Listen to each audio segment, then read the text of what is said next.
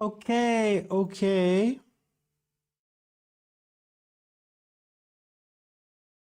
Making sure that I'm live everywhere where I need to be live.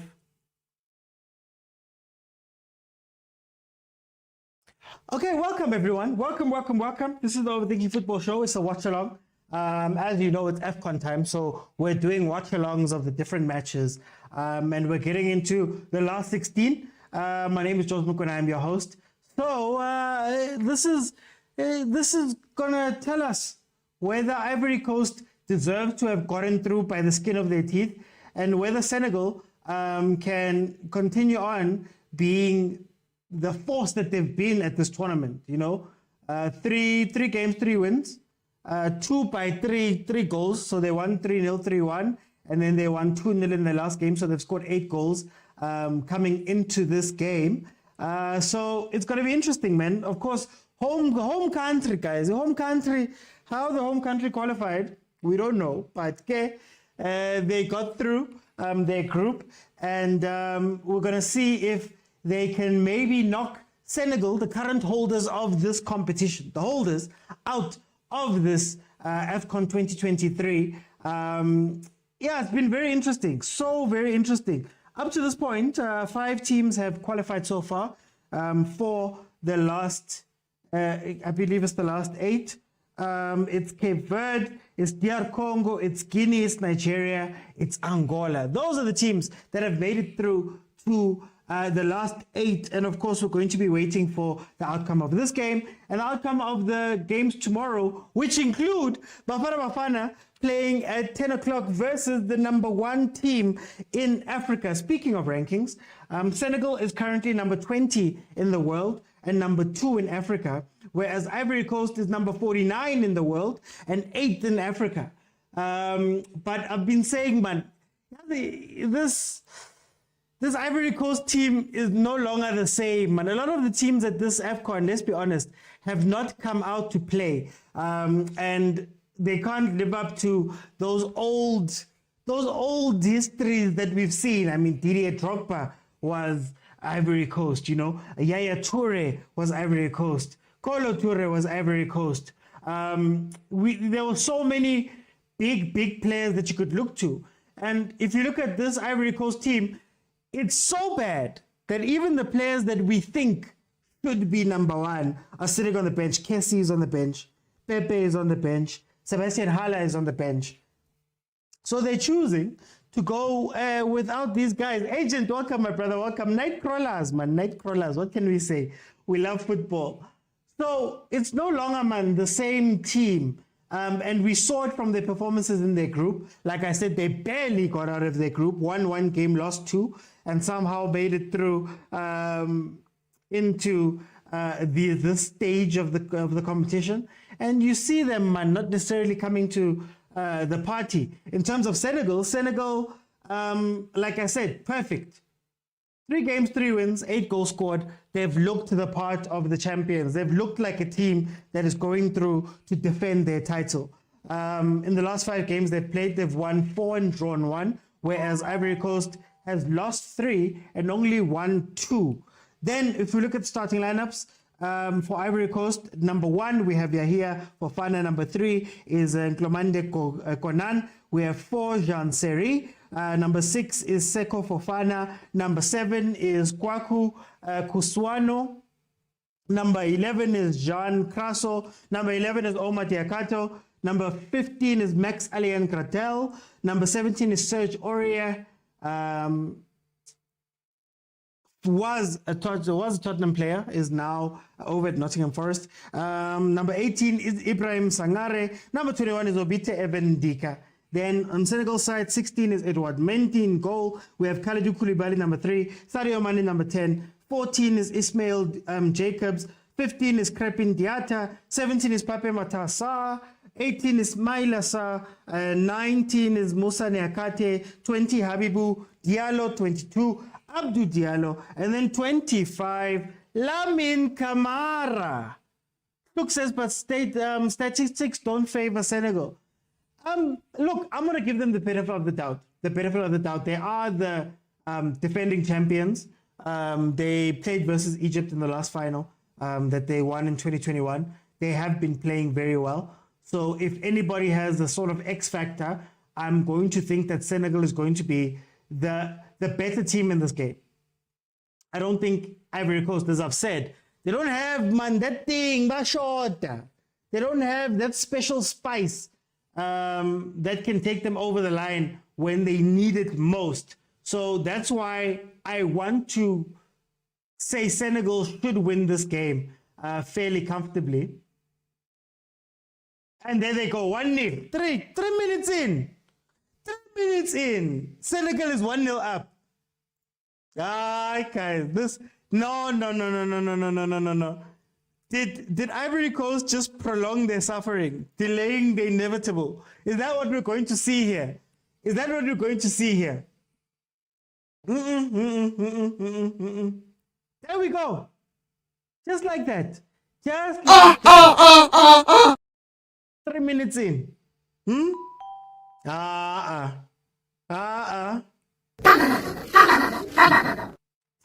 4, 3 minutes in. 10 seconds past 3 minutes. Yeah, crossing by Mane, controlled, rifled into the back of the net, and Senegal are off and running. Aliou Cisse couldn't win it as a player. Now as a coach, he's looking at possibly his second win. His second win of this competition, because this team is purring. Let's see. Are we going to have a Bafana pre-match? Hey, Mara agent, okay, we'll have the Bafana pre-match. But the problem is that you guys disappeared during the stream. 10 past 4, gaga. 10 past 4. And just like that. Ziyakhala and Zigu loudspeaker and I couldn't do it off.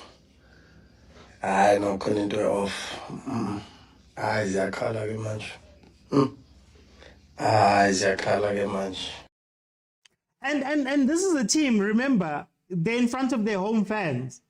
Already people are crying, guys. People are crying in the group stages when this Ivory Coast team lost 2 games, right, in the group stages. Against Equatorial Guinea, against Nigeria. People are crying. Now you're going to bring people into these games just to go disappoint them again. Ivory Coast. Disappointed, as I said. They need to get serious. Let's see if they can come back. Shuk says, I'm defeated. Suganje. Suganje. They didn't even give you time to get seated and get properly acclimatized to the game. We don't even know what type of game Ivory Coast is going to play. And they're already 1-0 down. Kanti that's their color sound. It's Rulani. It's Coach Rulani. So there we go. Funny enough, if you saw what happened, it seems like Senegal is going to overload that side, Yassej Aurier. And I think before that goal, Sadio Mane had already turned Serge Aurier once for the corner. So it looks like that's going to be the tactics. Sadio is going to be playing a sort of number 10, but he's going to be overloading on the left-hand side, going at Ismail Sarr, going at Serge Aurier. That is going to be the order of the day, and that is what they're going to be looking to do here. You can see that from the beginning, Guti, it's going to be a long day in the office. It's going to be a very long day in the office. Look at their faces already, man. Already. Ivory Coast is thuggish behavior on their supporters. Since Luke's Ivory Coast coach, he knew he wasn't going to wait for this nonsense.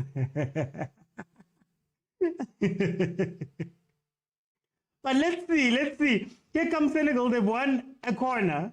Let's see how good their set play is. And if they can score something.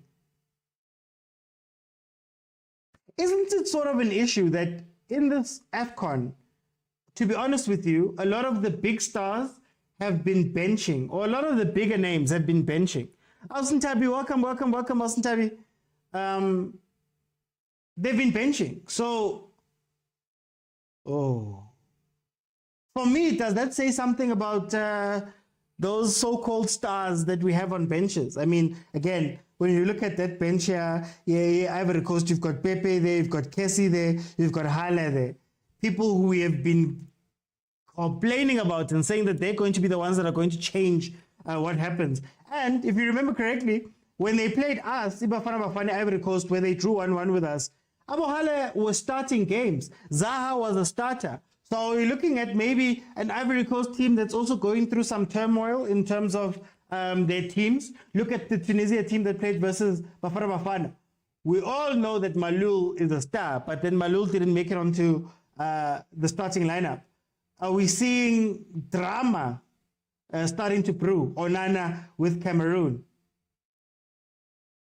And when we see that drama starting to brew, the fact that this team is what 1-2 in this competition so far, they're looking at 1-3, 1 win, 3 losses, with the stars on the ball, to the point that agent is making now.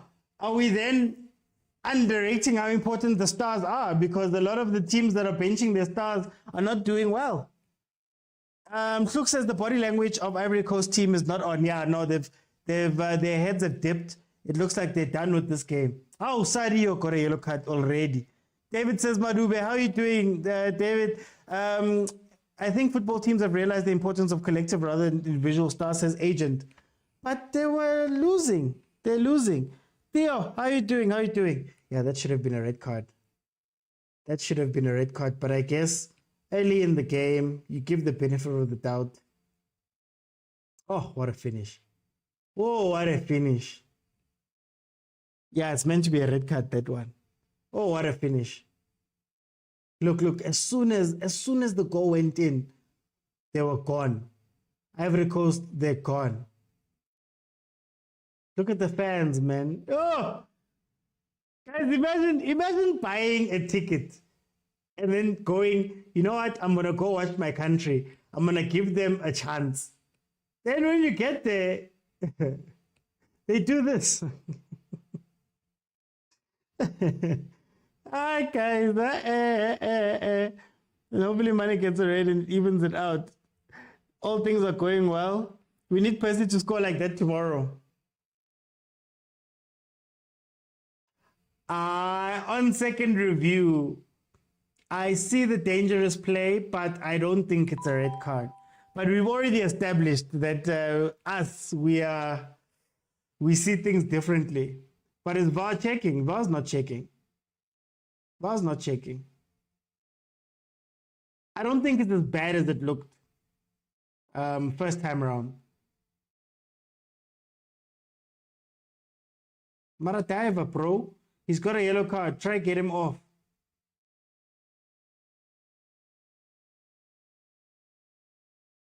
Tsepang says, I'm no professional player, but the errors committed by defenders in this competition. I haven't seen us defend like it. Yeah, there's been a lot of mistakes. In the game, the previous game now, where Idaireng was playing, Capo Verde. Did you see the Mauritania player try to head the ball back to his keeper? And then it gave away the penalty because he put his keeper in a tough place. I hear you about the defensive mistakes, man. Even there, really, when you look at the Ivory Coast defenders, who was marking who there? Who was marking who? VAR was supposed to check this. VAR is biased. It was reckless challenge. It was out of control. VAR might be consulted. I guess, guys. I guess he is injured, so.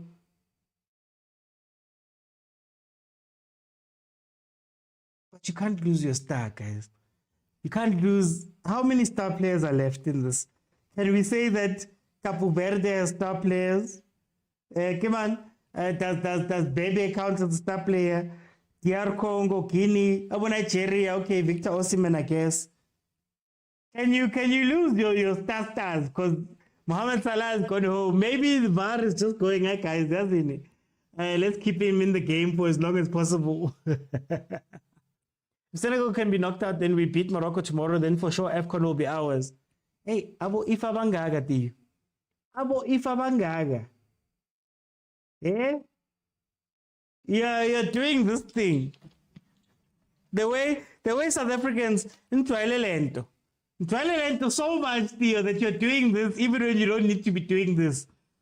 As if this one is doing that. The logarithmic function says that Morocco is going to be knocked out like this and we'll get a chance.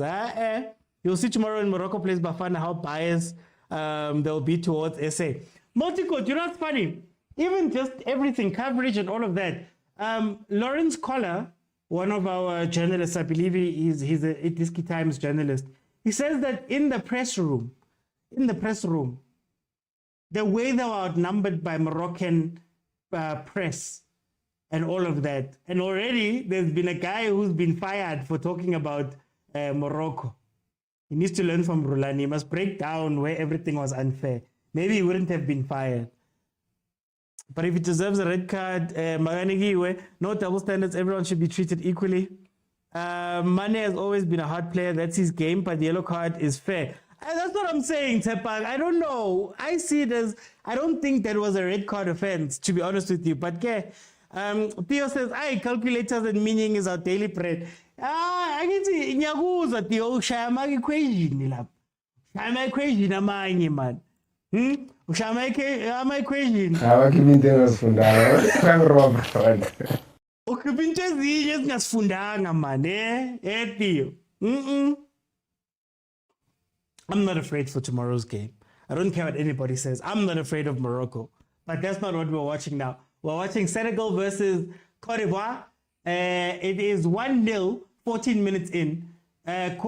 Senegal scored 3 minutes into the game. They've even stopped running as hard as they normally run, as they've been running. Maybe that might give Ivory Coast a way in. But I don't see how Ivory Coast is going to score. Honestly speaking, I don't see it. But let's see. Minus. Okay, overloading the box. Let's see if they can get something from this. Why are you cycling it backwards? You had an ay, man. Like they hospital pass.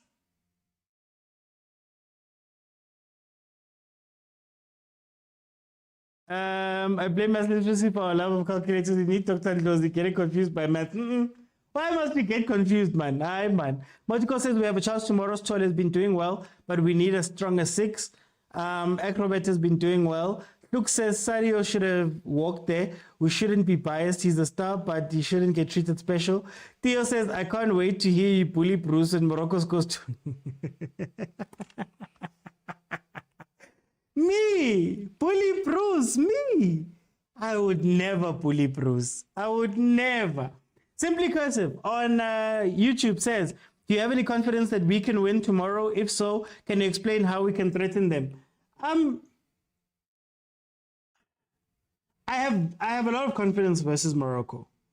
I don't know that Morocco, outside of Ziyech and dead balls, I don't know if Morocco is as dangerous as we make them out to be. Yes, they're semi-finalists of a World Cup. Yes, they've done all of that stuff. But we've also beaten them recently.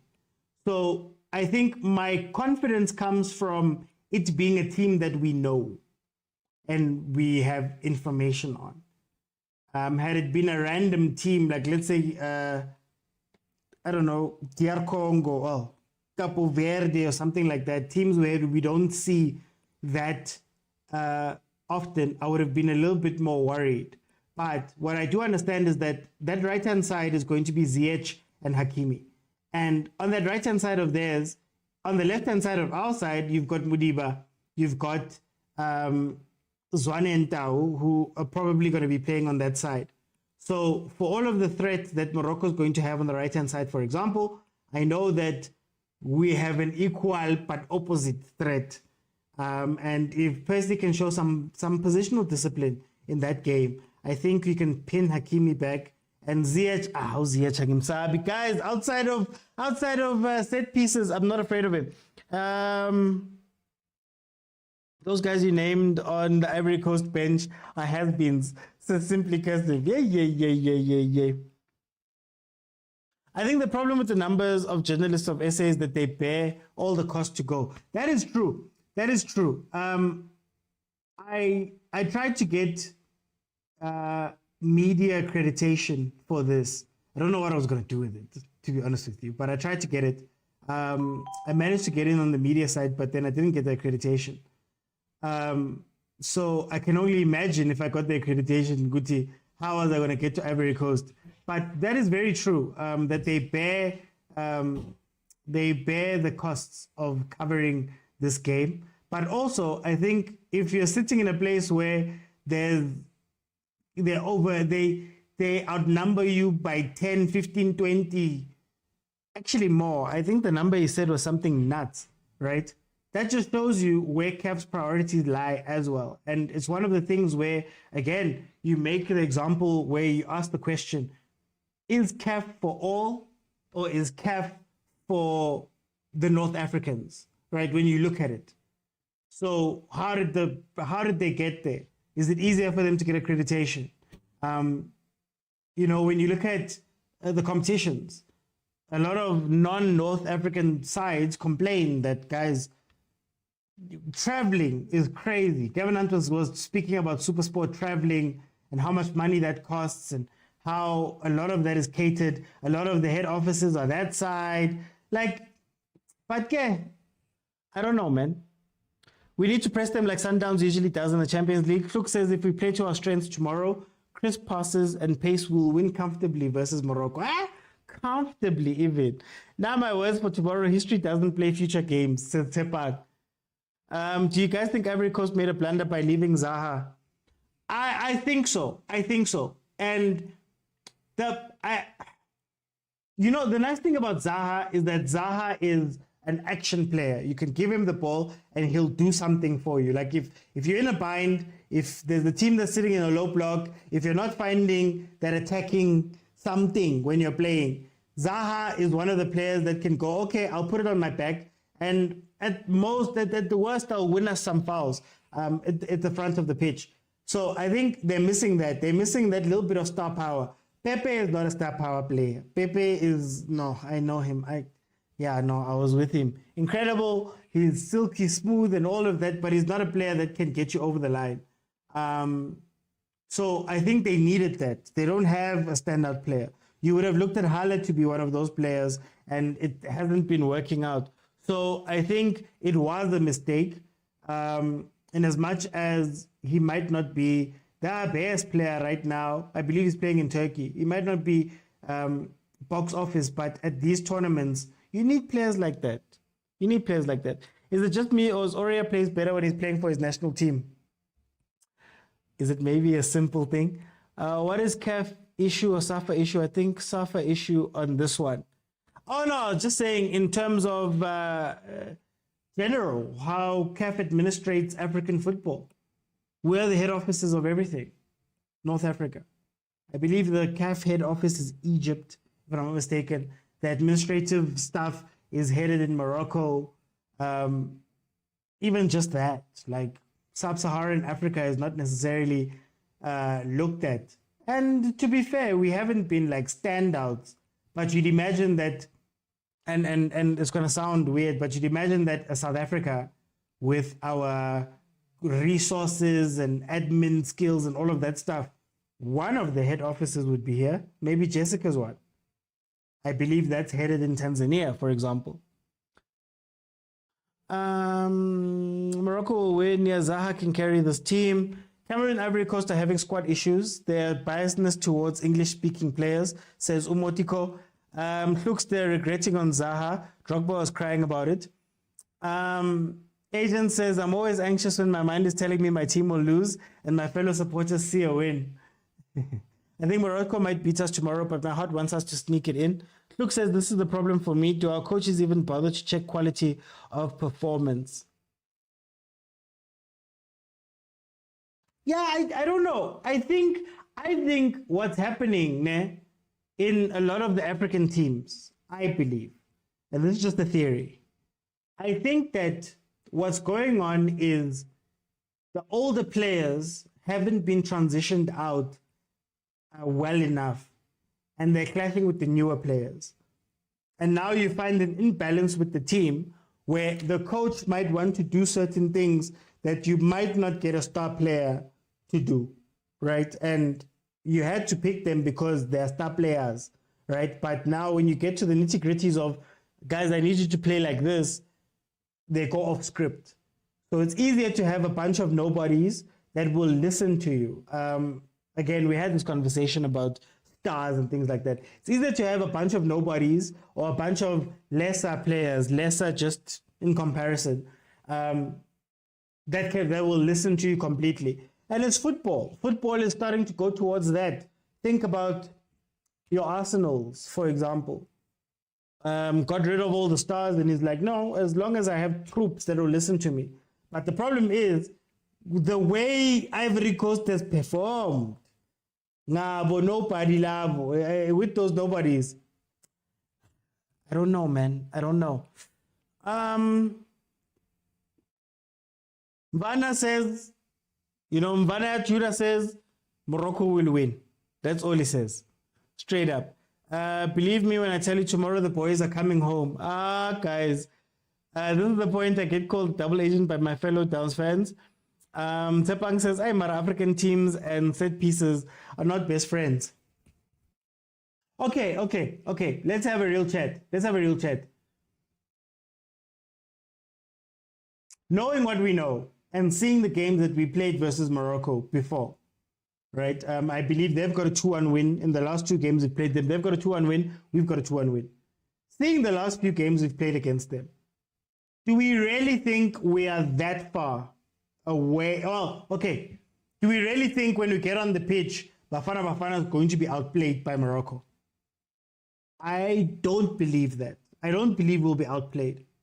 I think, if anything, it will come down to a magical moment from Ziyech or somebody like that. But in terms of play, we're not going to be outplayed. My worries are still my worries about Bafana. Our back four connecting to midfield, there's no midfield connector player there. Stole and Mukwena work very hard, but there's no midfield player there. Pasitau is doing too much, and I guess Ukoshna is asking him to do too much, and him doing too much displaces a lot of the players around the pitch. They don't know how to react to him. I think when we play our football, quote unquote, it's beautiful, but it's not threatening. It's beautiful, but you don't see where the goals are going to come from. Whereas where we played against Namibia, the way we played there was very direct, right? So I'd say that. Speaking of direct or lack of directness, Ivory Coast is on the attack again. And still, we don't know how that goal is going to come. Senegal have taken their foot off the pedal completely. This is now becoming a mano-a-mano type game where Senegal is going to try to see out this 1-0 win, this 1-0 score that they have right now. So, I don't know. Let's see. Vince says, nope. They're always tight. Morocco versus SA can never be predicted. Agent says we'll be outplayed. Yeah, man, we will be outplayed. But Oti, if Salah was available for Egypt, I doubt they would be feeding Pharaoh today in Egypt. True. But I mean, we've knocked Egypt out. Tina, South Africa, we've knocked them out 2019. 2021, they came out and got to the final and lost to Senegal. So I think time was ticking for Egypt. And to be honest with you, a lot of the smaller teams this tournament, have better team chemistry. A lot of the big guys have been getting by having a star, and that star fishes you out of tough situations. But this year, they found teams that maybe don't have the name, but they've got a lot more team chemistry between them. So Tepang says, I don't believe we'll be outplayed so long as we don't make it easy for them. Luke says, can you try black or navy blue background? Oh, sorry. Let me see. I don't know if this is, I can't get any lighter because my light is on as well. Apologies for that, guys. Apologies for that. Or maybe let me do this. Perhaps the question, can Bafana go to the World Cup semis beating CR7 Portugal?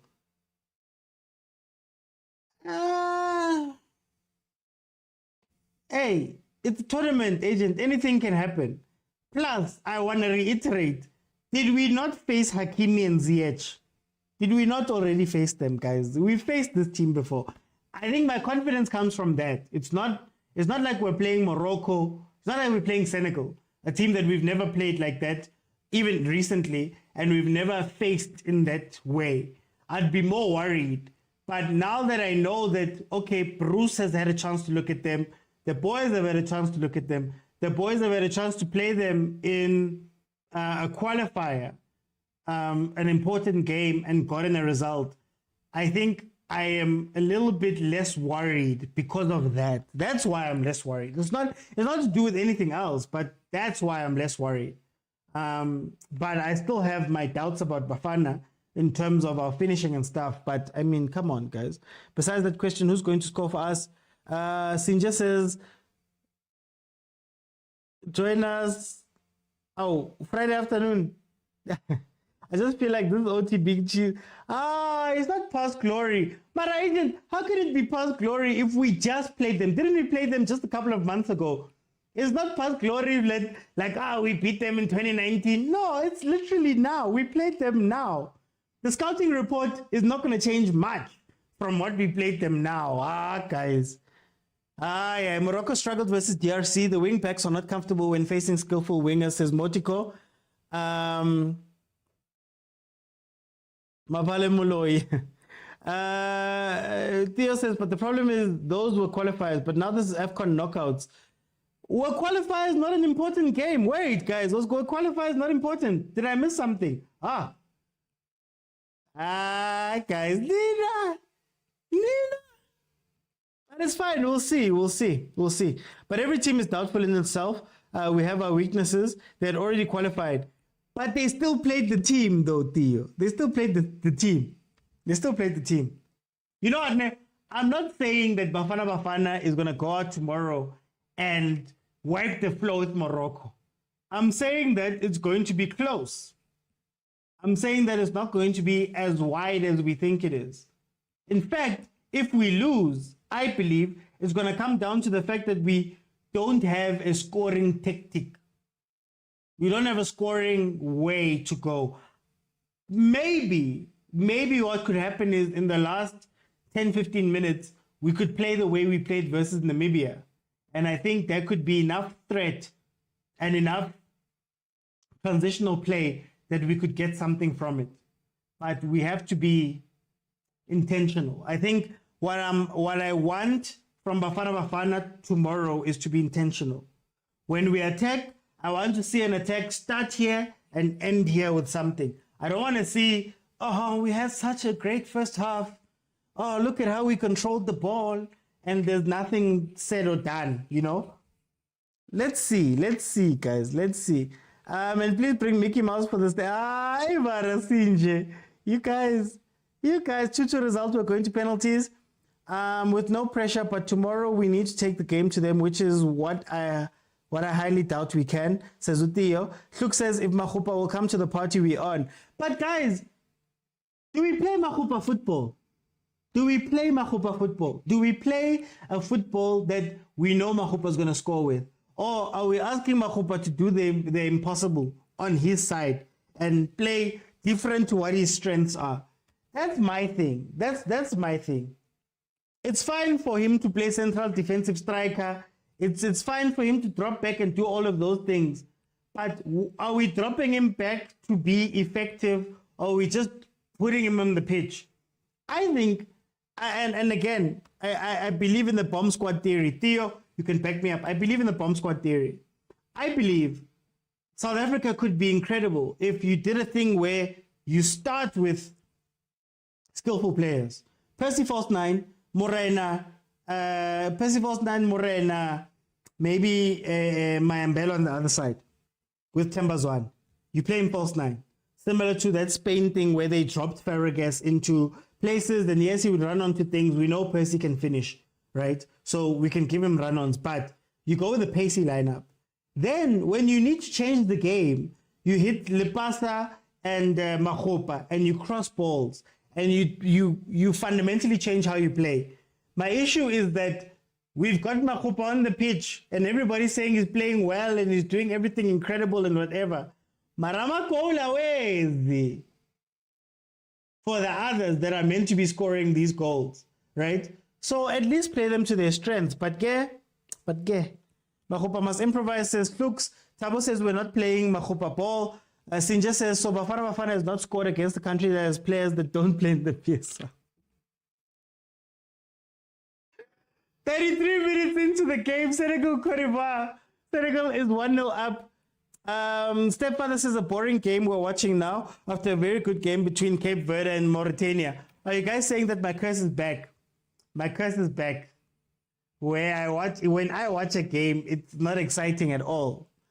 Theo says, very true, bomb squad was going to be deadly because most teams, they relapse in the last 20 minutes. Yeah, literally. Can you imagine seeing the last 15 minutes, having both Mahopa and Lepasa in the box, and then having Lepasa on the pitch, knowing that he can do the job that we're asking Mahopa to do, but Mahopa can stay up. There was a chance versus Tunisia where Percy ran all the way up to the byline and he crossed late and Mahopa hit a glancing header that just went wide. And I'm like, that's Mahopa's game. Or what if you could do more of those things for him? It would be incredible. Then I also look at Percy and I'm like, Percy Tau on the right wing. We even said it when we were watching Sundowns play Al Ali. Percy Tau is no longer that player on the right wing. He's no longer the cut inside. Maybe you play him at striker and you make him a false nine.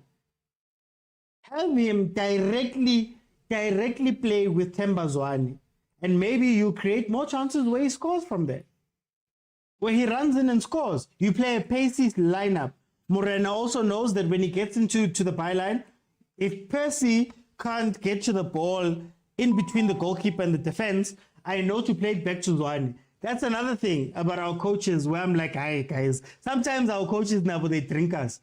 That goal that was scored versus Zwane, that Zwane scored versus Namibia, was the same goal that he scored versus Ivory Coast. I don't know about you guys, but then I see a pattern. And I'm like, oh, okay, this is his pattern. Let's try create more of those chances for Zwane. Late run into the box, he gets to side-footed in. I know you guys didn't like it when I said tap in. Side-footed in, easy chances, higher quality chances. But yeah, we want Mshishi to be running there and do Percy to be that side. Then Mahopa's on the wing. Ungazuguti is on the wing. Anyway, I don't know why we're speaking about that. We're watching Senegal, Cote d'Ivoire. Senegal has stopped playing. Oh, Malume Kutsa, welcome. Mahopa stuck in the box and crosses flying in. You can give us a hat trick.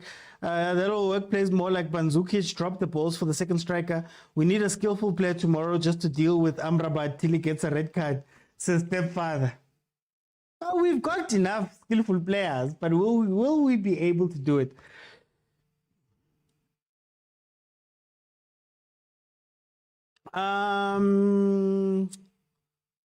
It's unfortunate. On YouTube, Simply Cursive has come in to say it's unfortunate that we think this way as fans, but it is what it is. If the Stars are eliminated from the tournament before the final, fewer eyes will be on it.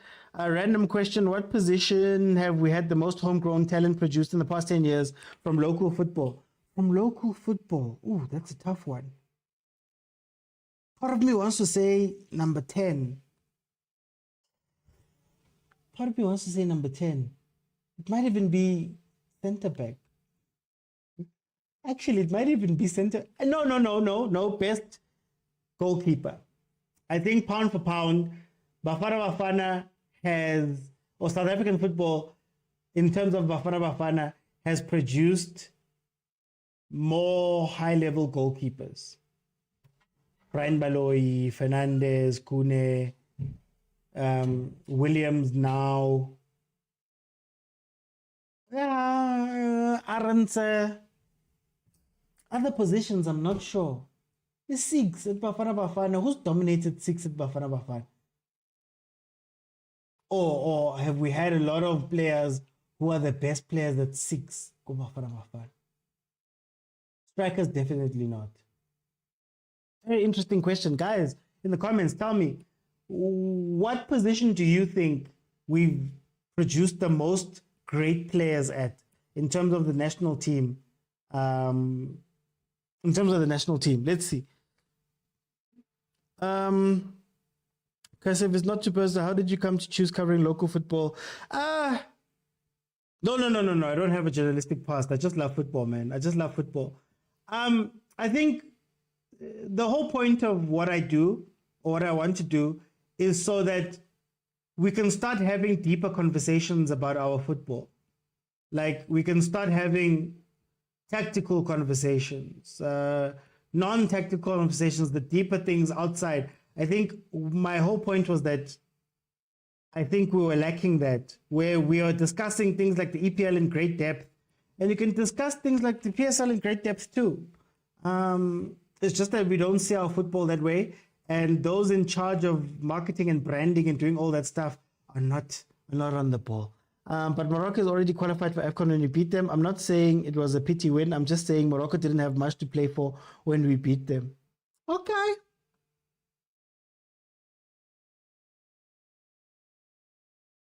Let's see. Mind you, that was 4-0. The players that are in that team are positioned. Hey, Mara. Ivory Coast there's no scoring plan at all. Done, Theo. Next. That's why Senegal is relaxing like this. They know who they are, lava. And they've got Hala on the bench. Like, it may not be a type of gameplay that you want to play, but remember how good they looked versus us the moment Tabo Hala came on and they started crossing. And again, maybe Ivory Coast is fighting the battle that the battle that Hugo Bruce is fighting in South Africa.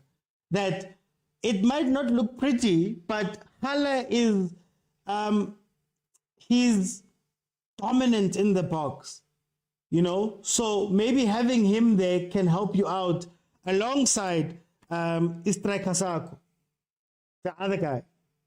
It might not be sexy, it may not be the most incredible thing, but it will get you a win.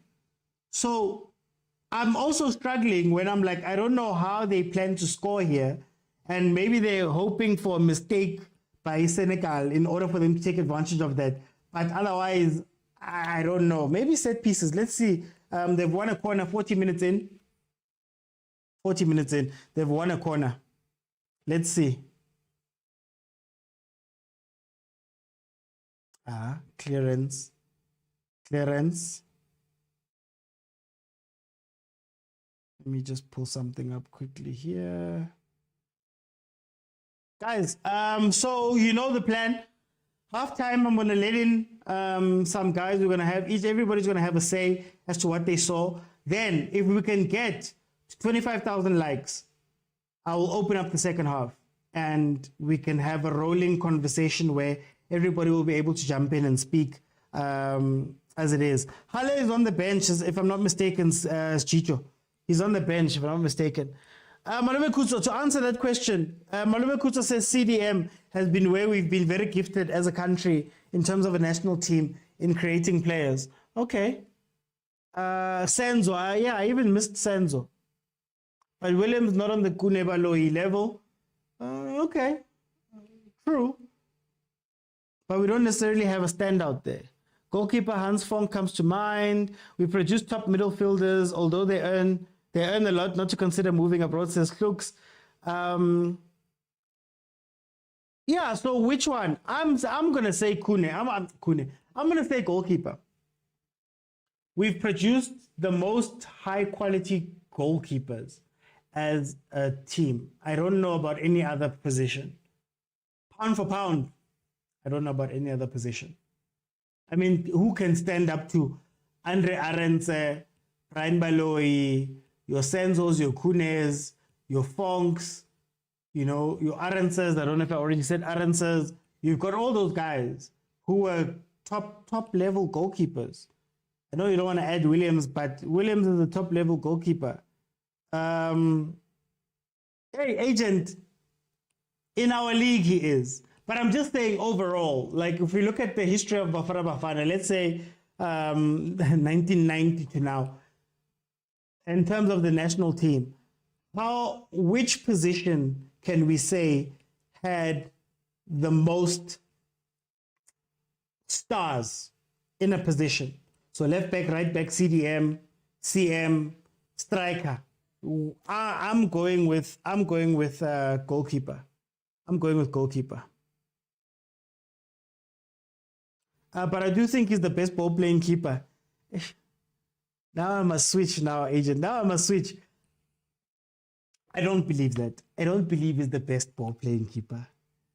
Williams does a lot of... Okay, maybe it's because I haven't seen the other African keepers. Let me say it like that. But when I watch Williams, the risks that he takes are often covered by the players that he plays with. Again, Kutsia... Oh, Monique Joseph, Sunderland. Kutsia does an incredible job there at Sundowns when they're building up from the back. So I don't know if I want to give it to Williams with that. I was just saying that when you look at the level of our national team, which position, and I'm going goalkeeper. I'm going goalkeeper. Prove me wrong. Prove me wrong. Okay, back to the game. 44 minutes in. We're about to go to halftime. Again, you see this thing I was telling you guys about. It looks pretty. You've got the ball. It looks like you want to do something. But if you don't get into the areas that are dangerous, what's the point of Cote d'Ivoire pushing so much? What's the point of Cote d'Ivoire pushing so much? What's the point? Because you don't have, oh, there we go, Sadio, in a similar position to where he got to for the goal. Similar position, that ball went out. Was the whole circumference of the ball over the line? I don't think so. Hey, Sadio is causing problems, man. Sadio is causing problems. Okay. Little Tonolo says, right backs. So let's name the right backs. Who have we had at right back? That's strong enough. That's not out, Rev. Circumference of the ball.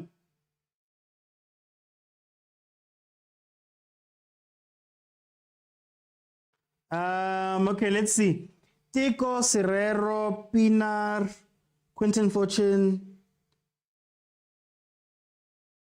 No. But looks for the national team. We're speaking strictly for the national team. So are we going, when you mention those guys, are we going to separate the midfielders and say central defensive mid, center mids and attacking mids? Because I think we've mixed a few of them there. But if we're just saying midfield, then by numbers, they'll beat most of the positions by numbers. How serious do you think local players take their profession? In Europe, they spend hours on the training pitch after a training session has ended. I don't think they train as hard as that side. I think our players, and to a degree, when you watch this AFCON, with a lot of the local players, sometimes the basic escapes them, man. Sometimes the basic escapes them. And I see the hours of, I think the question is, I see the hours of training. How much do you think our players break down video of other teams? Like watch games and say, I'm going to implement that. How many do we think do that? Not all European coaches, just as a profession, there are more players at a high level putting in extra hours, says simply cursive there. So I'm going to ask the question, how many of our players do we think love the game or break down the game? You know what, I love watching American sports and I consume a lot of American sports content. The one thing I'll tell you is that in a lot of basketball teams, NFL specifically,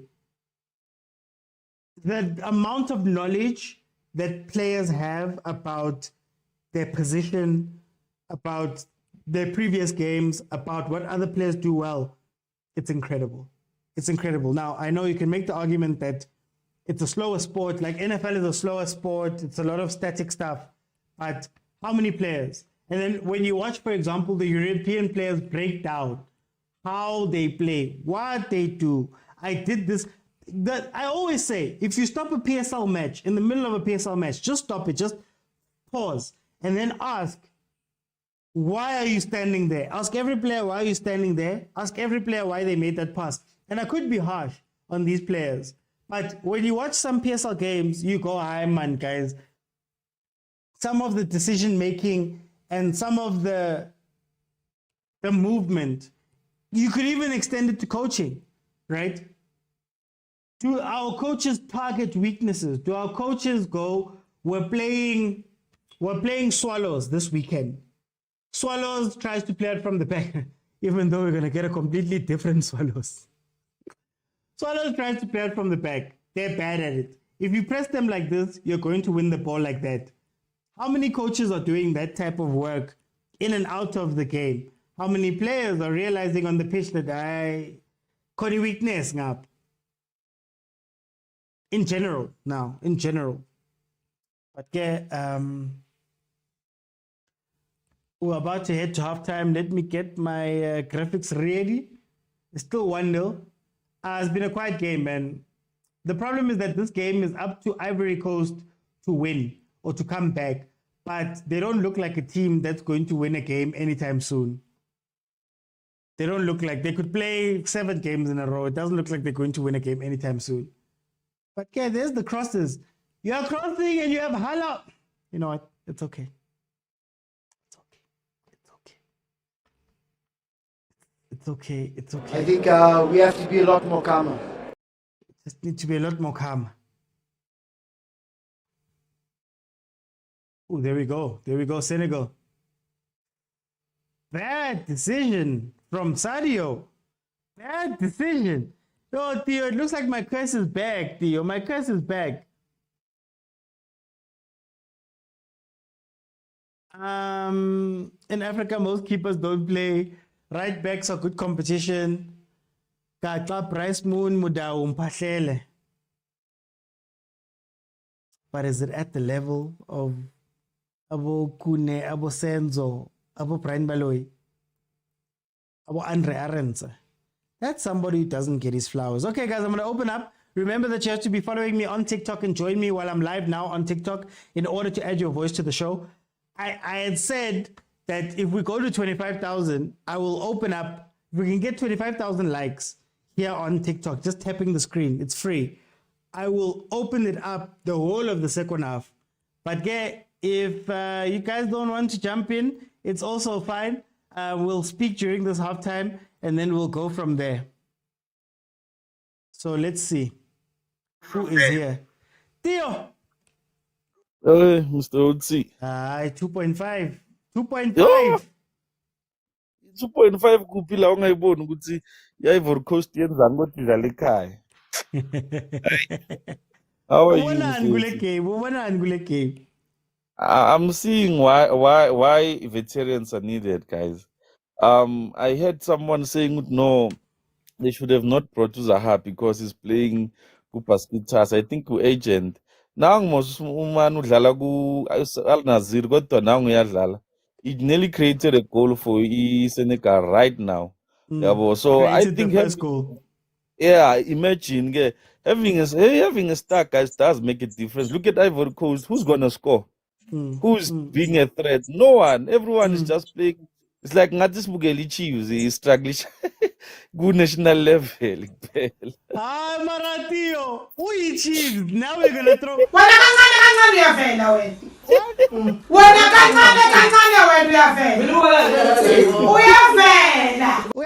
Uyavela.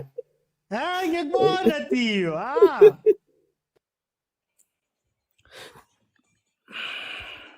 Let me go to Maronza. Maronza. Le game. Man. Iphele ngale goal. Ngcono ngiyolala yazini angiphi nix. Angiphi nix. Angiphi nix. Like I expected, you know what? I felt ukuthi Senegal is supposed to be struggling,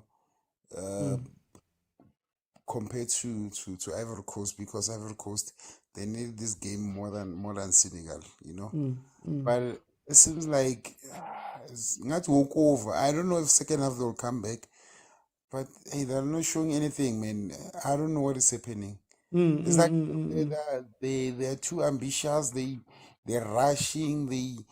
They don't connect even 4 passes, 3 passes, 6 passes, and all that. So it is very difficult for them to, they're getting, the only thing that they're using now is crosses, and you can't, sometimes playing against Senegal, teams like that, where you have to cross all the time and all that, because they have height and all that. So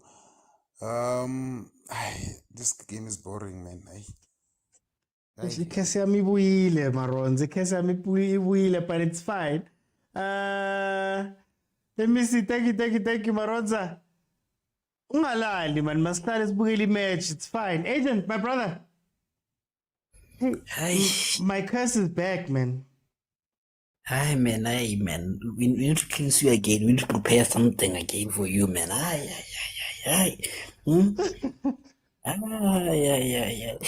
I think there's the Bafana game and versus Tunisia. It was a boring game on the eye, but technically it was a good game,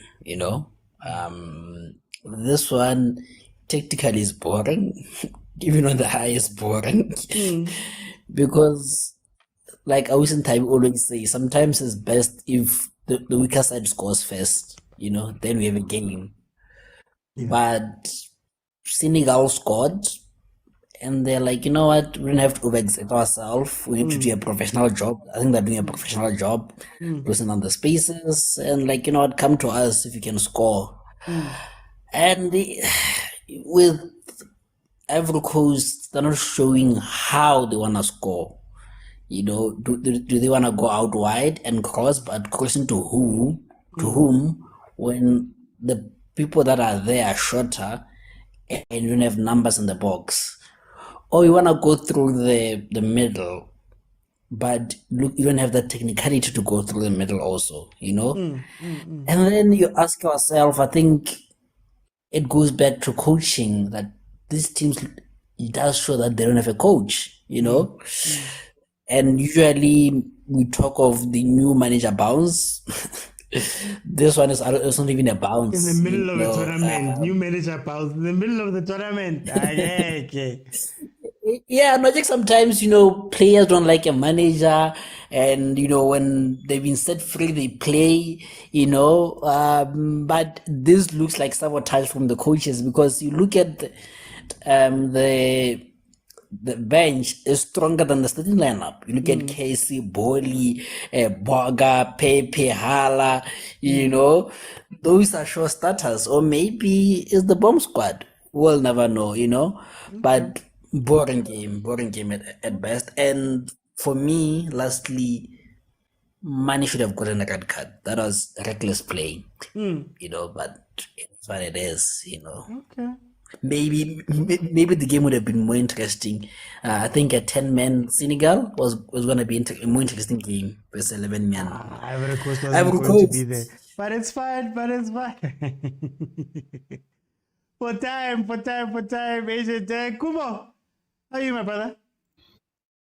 Sharp, man. I can see. What is this? What is this thing that we're watching here? And this was such a beautiful tournament to watch. Very exciting, ne? And Kori, African football is definitely not beating the allegations of mediocre football. But anyway, ne? This team, like, Kori, you start to wonder, like, if not for hosting, were they gonna qualify for this tournament like the rest of us? They don't, like, they aren't playing like they got a second chance, in terms of like they were likely to be they're one of the third best teams to qualify. I'm playing like the home nation. I mean, like, we get that you've got your coaching problems, but you're playing at home, damn it, like in front of your home crowd. Like, you are one of the few lucky teams that have actually gotten like to play in front of a packed stadium. Even Bafana is not this bad. Wabona. So Wabona, this mentality of Pirate and Chiefs beating the coaches and throwing missiles, it needs to happen. For the first time, I'm actually advocating for such. Because wow, man, the things that we see, that we're looking at, and not to think or we're watching an actual knockout game. Yeah? This is not your first game, jitters, nervousness. It's a knockout, round of 16. And that is where everyone start to watch the tournament, especially if you are from other regions like Europe. And like, when you watch this game, a home match for the host nation, and people are watching it, they're gonna like, nah, man, Mara Africa. No, man, we're not. But anyway, let's appreciate Kore, this game. The only one thing that I like about this game is that we should appreciate Bafana because wow, what? No, Kubo, hey, Mara, Kubo. Hey, can't live without taking a shot. Looks, what's happening in this game? This game is boring, man. Hey. Yeah. Yeah, it's one of those boring games, yeah. But what I was thinking, checking on its substitution as Ivory Coast, I'm not sure what they're trying to do, or maybe there's politics, or maybe there's a plan behind it, but I'm not sure. But even Senegal, their strategy, I'm not sure whether they are trying to drain out Ivory Coast with that 1-0, and then maybe they'll come back second half to finish off the job or what. I'm not quite sure, yeah. But to me, I am not sure what Senegal is trying to do also. Because they should have wrapped up the game like in first half. They have the ability, they do have the muscle to do it.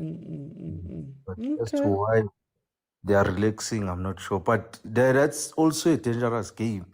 Because if the bomb squad comes in second half, it might turn tables around. You might be shocked here. Because 1-0, you are never safe with 1-0. Okay. But I gotta say, the match. I'm not sure if you guys were live during the previous game. No, man, that was hot. Yeah, that game was fireworks. That game, and I'm not sure whoever is going to face Cape Verde. Cape Verde. I'm scared. Yeah. Okay. Oh, sure. Let me bring in Motiko. How are you? I'm good, man. How are you? I'm okay, man. I'm okay. With all the exciting football I've watched this tournament, you just had to get this one. But let's be honest though. Ever since that AFCON that Senegal were runners up, remember when Nigeria took it, right? Senegal have been playing the same way. It's like they use their physicality to the best of their abilities. Basically, they know how to bully teams using their physicality. So basically, any team that faces Senegal in this tournament, they're actually gonna lose to them. I might say Senegal has already taken the tournament because of their physicality. Yeah. The only time maybe they struggle is, let's say, when the Arabs start playing their best game, using their wing play to the best of their ability. But other than that, I know team can beat Senegal at the moment. In a way, it's like they know how to score. Then after scoring, they also know how to manage the game, how to defend or how to make it difficult for the opponents to attack them, which is what Nigeria is exactly doing at the moment. Nigeria also playing the same. They're also playing the same game. And the answer is why you find that our African teams, right, in the continent, they do well. But go to the World Cup, they see flames because in the World Cup, like those guys, they know how to play. So I just think it's either Senegal or Nigeria from what I see. Yeah, with Bafana winning tomorrow. Do you think that this tactic that they're using, this tactic they're using here where they score and then basically sit back, seeing how many late goals have come from this tournament, from almost nowhere, do you think that it's a safe thing? It's something they should do? I mean, they ended this half with only, 36% possession, if I'm not mistaken. No, the thing is like they've got a quality defense. When you look at the profile of the players playing for Senegal, especially at the back, it's like those are quality defenders. So it's not going to be easy for you, for any team to break them actually. So I think that's why they play like that, because they're confident, in the way they play. Yeah. Okay, no. Ojigo, thank you so much. Let me bring in Uvelile Mtakawaba. Hey, ngabukela imatch ngathi ndo nge-streamer hayi inaba abantu basibuyelisa lento. Ngcono uvukile mina angazi endlane engangihuda toilet ngibukela ngale bhola yakho. Hey kunzima man. I don't know what to do.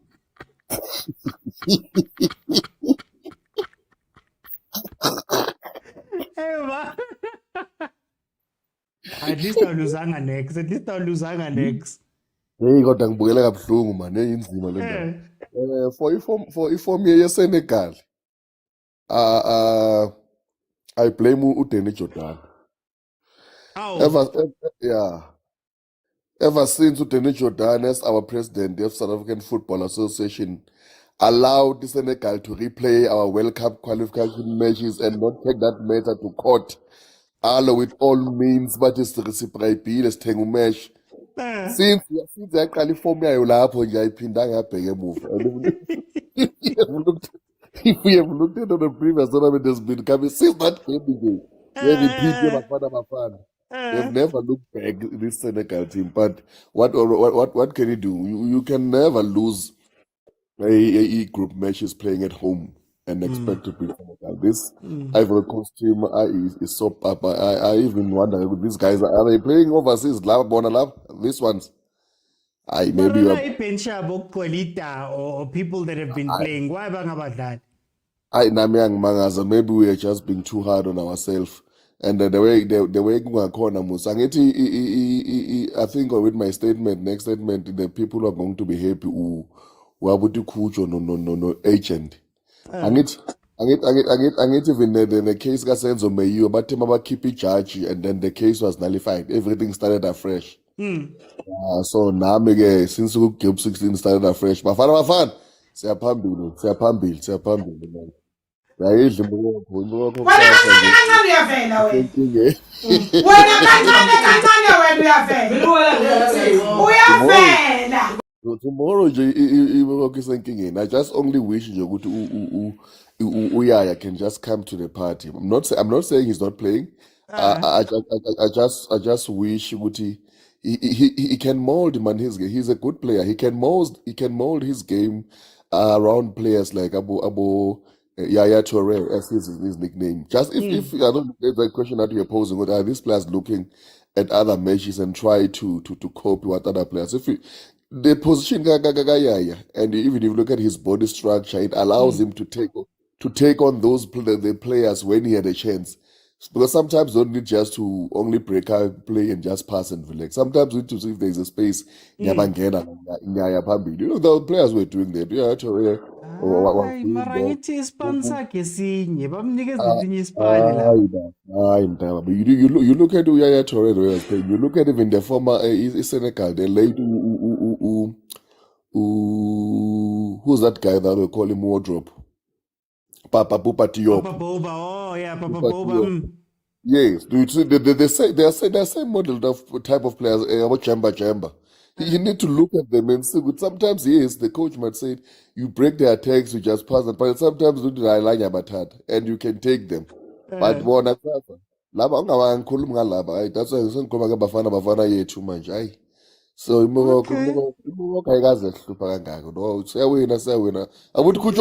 it's funny. It's funny when join Bafana uthi bazowina. Agent says Bafana is going to lose. That's why it's our previous comment and Island Void. It's on record. It's on record. Awukhona ukutshintsha, sinibonile. Yeah, But but no, anyway, hey Mara. the current match, no, I don't see Senegal losing here. Sadio Mane should have walked to right to Poland. EVR laying at in a match, Yeah, it's no, electric. the replay, Ah, yeah, I also agree. nah, he should have walked. Hey, but it's fine. For time's sake, hey, really. Shut up, Bob. Wait. Thank you. Saya toilet food. Lawanta mafunu kufaka my likes. Guys, 25,000 likes.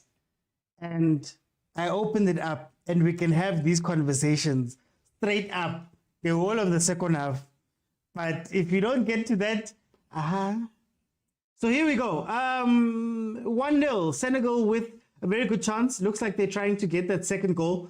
Pela, as a certain coach, Jose Mourinho from South Africa, as he's called by some people, says 1-0 can betray you. 1 score line that can betray you. And it looks like Senegal is trying to get over that hump. The two teams, look, again, the onus is on Ivory Coast. Ivory Coast is playing as though they're 0-0 and they're hoping to get to the 70th minute where they can start attacking in full.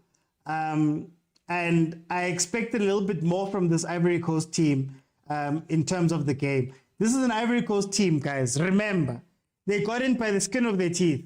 The last game they played in the AFCON, this AFCON tournament in the Ivory Coast, they lost 4-0 to Equatorial Guinea in front of their home fans. You'd expect them to come out and play and push and try and win this game. But now they're not here. They're not playing. They don't care. Right? It doesn't seem like they care.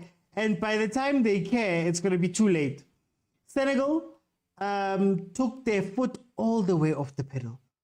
All the way off the pedal. Even their possession stats were in the 30s in comparison to Ivory Coast having 60% and more of the possession. And you sit back and you go, it's that thing that I always say, it looks pretty, you have possession, you're doing all this stuff, but are you effective with it? Are you doing anything with it? And the answer was no from the Ivory Coast side. So let's see if they can't rescue something.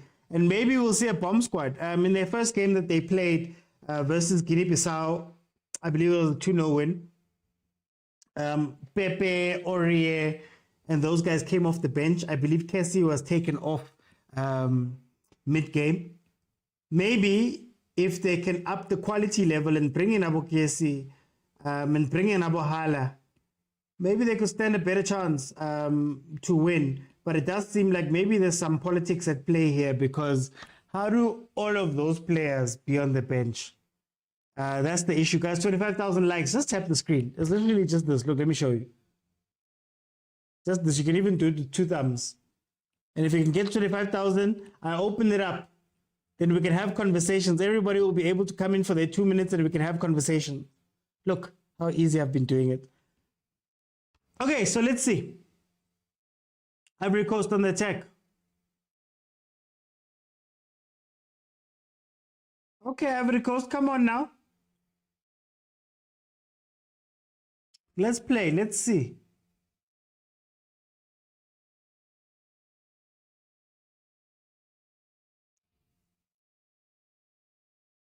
What's going on? Sorry, guys. Technology is technologying right now.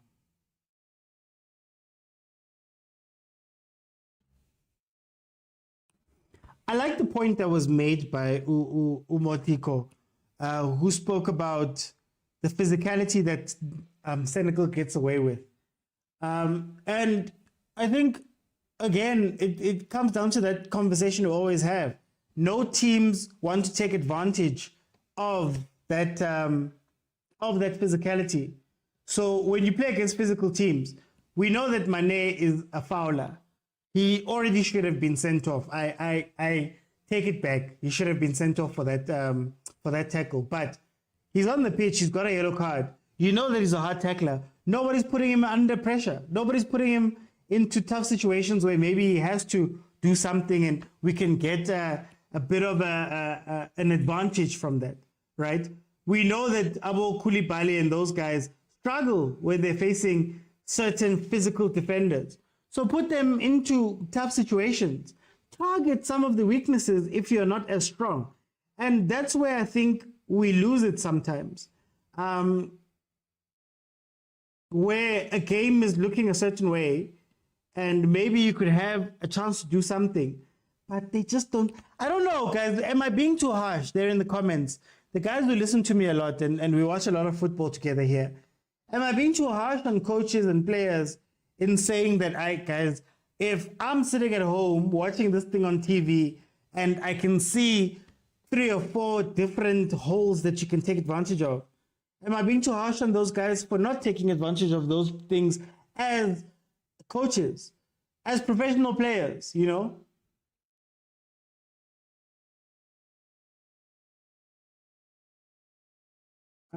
Okay, let's see.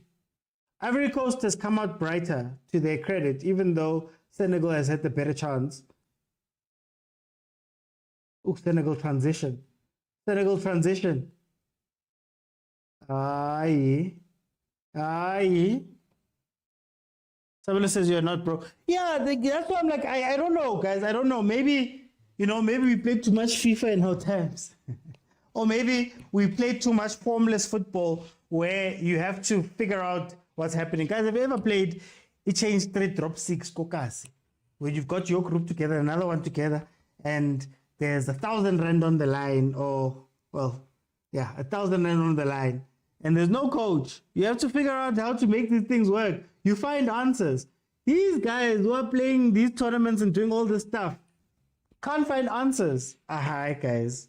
I'm sorry. 3 minutes in, the score is 1-0. Cook says the thing is, you need to cover your own play first and not be trapped in someone else's game.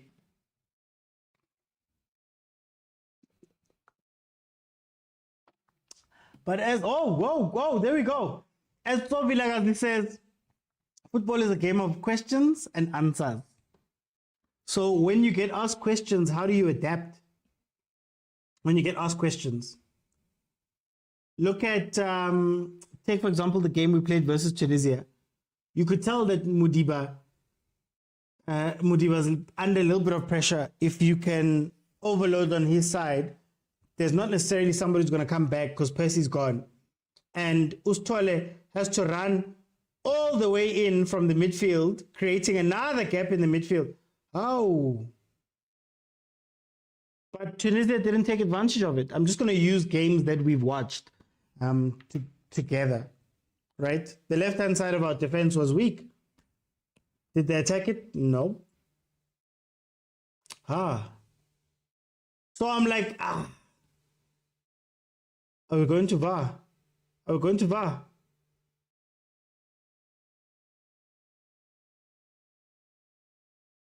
Are we going to VAR? Let's see.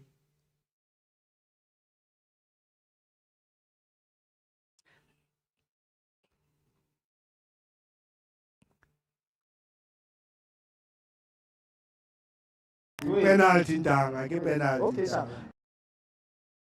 One more time. Penalty, Danga. Give penalty. Okay, sir. Nah, that's a penalty.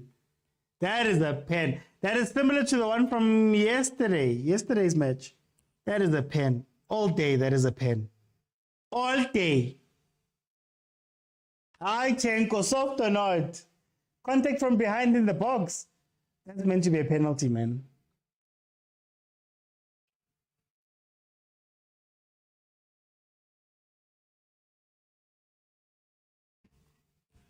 Let's see, is the VAR going to come through? Man, agent, The last 10 minutes is going to be incredible. The last 10 minutes is going to be incredible. Where are you going? Rebo Night Rider tonight.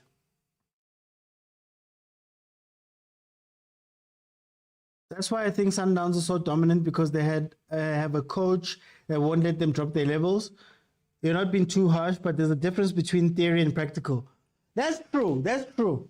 My worry, simply cursive, when I watch games, my worry is that these guys do this for a living.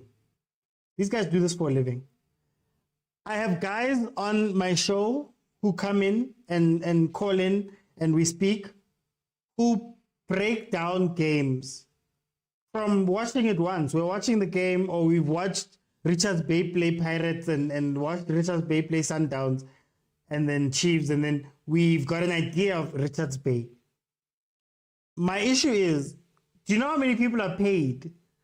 Full-time analysts. These guys are full-time players. The coaches are full-time coaches with some incredible salaries and resources and facilities. And you guys can't come up with a plan when things are going wrong, a plan B, a plan C, a plan whatever, right?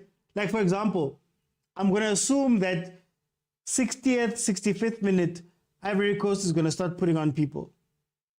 But up to this point, they haven't been able to answer any questions or ask any questions, and you're like, guys, what are you guys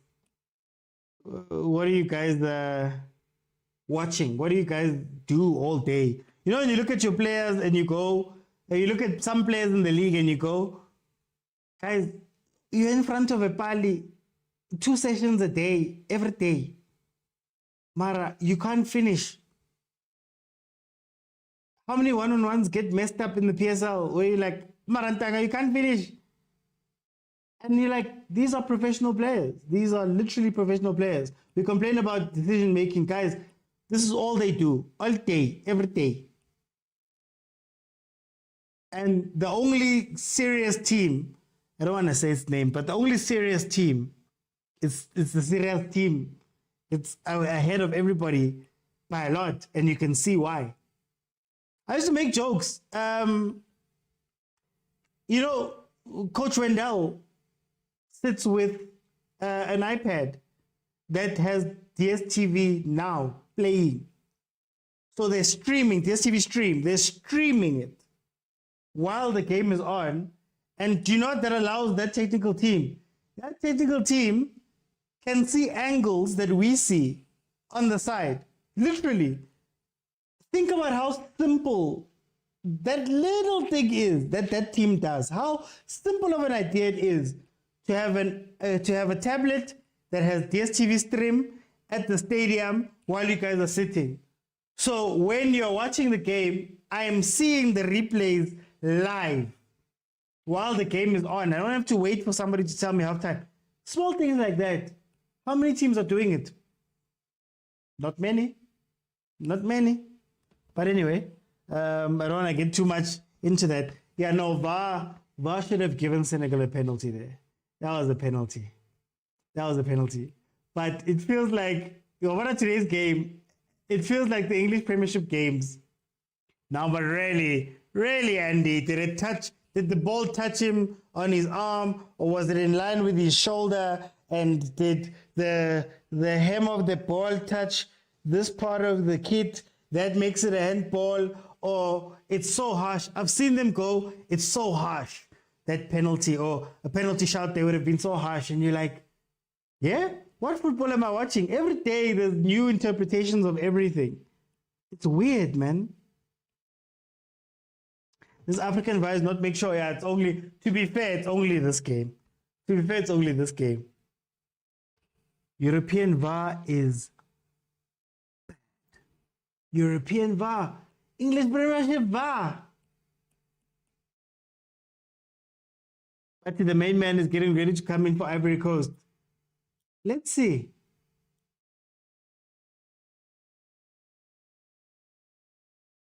It's a nice run. He should have fell there. It's a nice run, but he should have fell. Dark arts. Dark arts, Bob.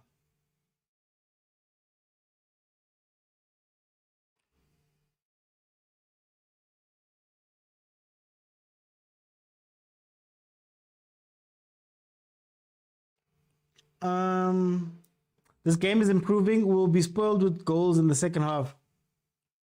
Let's see. Let's see. I don't know if we're going to be spoiled for goals, but Cote d'Ivoire showing live. Senegal is done with this game. They're done. They don't even want to play.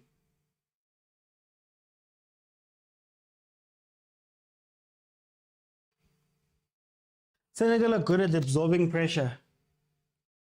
Again, back to what Omotiko was saying. Koulibaly at the back. Niakate has been playing very well. Who's going to score there outside of Hala? I still say Hala should come on. That's all you need. Hala should come on and you solve a ton of your problems in this game.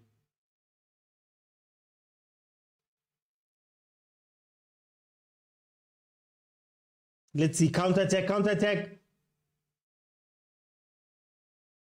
Decision making. All comes down to decision making. Guys, please tap the screen. Tap the screen.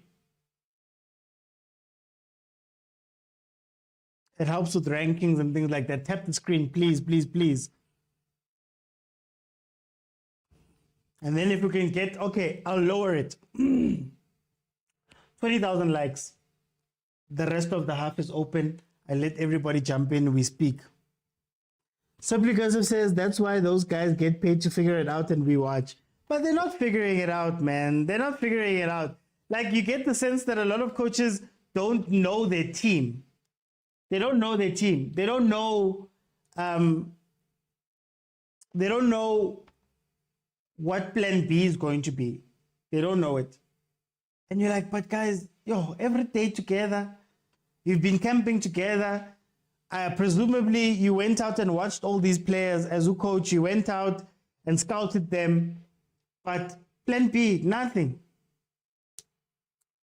Kantihala is on the bench. Why, says Chenko. I don't know why, Chenko. I don't know why. Especially now that they're crossing. I don't know why he's on the bench.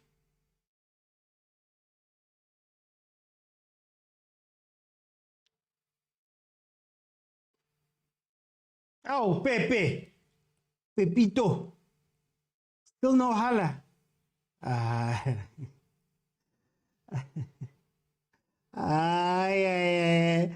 King politic, are they fighting in the back or something? Oh, Pepito, Nicola Pepe. How sharp is spy to boy? I think if there's one player that's underrated, it was Pepe at his time with Arsenal. Very underrated. I know a lot of people are going to say, no, he was lazy and what. But you guys know that in his first season, I believe it was at Arsenal, or his first or second season, he was the third top goal scorer in our team. Like, he was the third most scoring player in our team. You know? Did he look sexy? Did he look like half the time he was lost? But when you needed a banger, when you needed a banger goal, I want to like this game here, it's 1-0. When you need that one goal, he will pop up and do that signature cut in and curl. Done.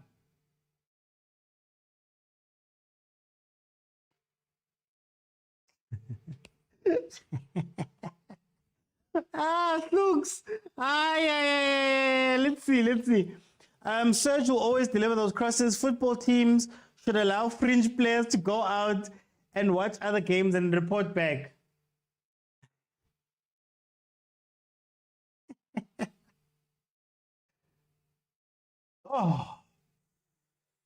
Again, maybe it's because I watch American sports, but in America, NFL, a lot of the NFL teams take their backups and basically they give them jobs, as Flux is saying. So they say to the backup quarterback, go study the other quarterback.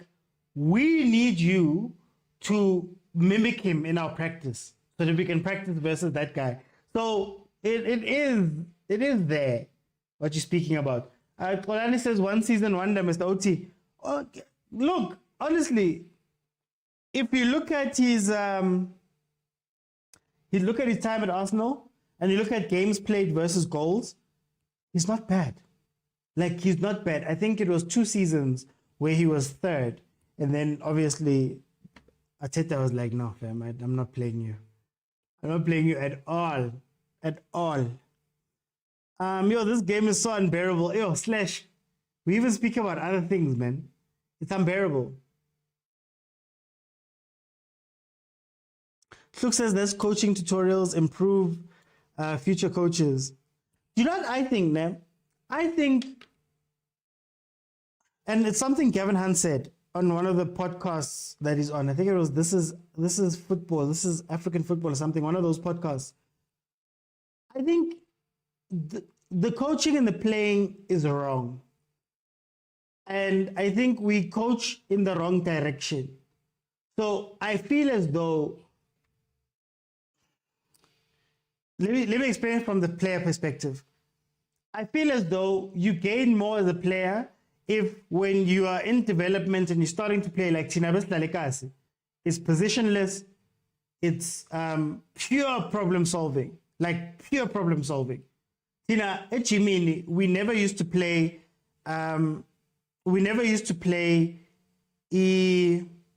like tactical. I don't remember having tactical practices. We used to do a square, then we play with each other. We play the ball, there's two teams, sometimes there's goals. And what that teaches you is how to think outside of the game. What I'm seeing a lot from players and coaches is that they studied the textbook. So when they get onto the pitch, the textbook didn't tell them how to deal with this player.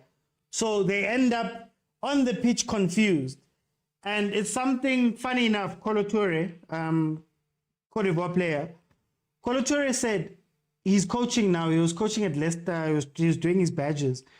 He said the biggest difference that he's finding with players now versus players from their time is that players from their time were trusted enough and had enough game time to solve problems on the pitch. So it's like Arsene Wenger is not going to sit on the side of the pitch and shout at you to tell you what to do and to move here and to go there. Half time, he'll have adjustments for you. But during the game, I, as a player, if you've beaten me 3 times with this thing, I have to take the initiative and say, okay, I am stopping this now. So I am going to be the one that solves this. I'm going to mark you like this. Or other players around the pitch would be communicating with each other so that we solve problems as it is, as like on the pitch. I think the players from today and the coaches from today are unable to solve problems on the pitch as they see it happening live. They struggle with that type of thing. Whereas back then, the players would be the ones. Tony Adams would tell this one, no, I'm going to use a lot of Arsenal examples. Ashley Cole noticed in a game that there was space for Ljungberg to go forward and take advantage. He would tell him, yazini my guy pusha. And then I will stay back and cover this person. That's what you see when you're playing, when you grow up playing football, ngama orange, those orange sacks and less structured football. When you grow up playing that thing, the game becomes about problem solving and not about tactics per se. And that's where they're missing it for me. But anyway, Taweleng says, Mourinho once said, some things you don't train. Quality players just know what to do and when to do it. I don't think it's quality. I've coached a youth team. I coached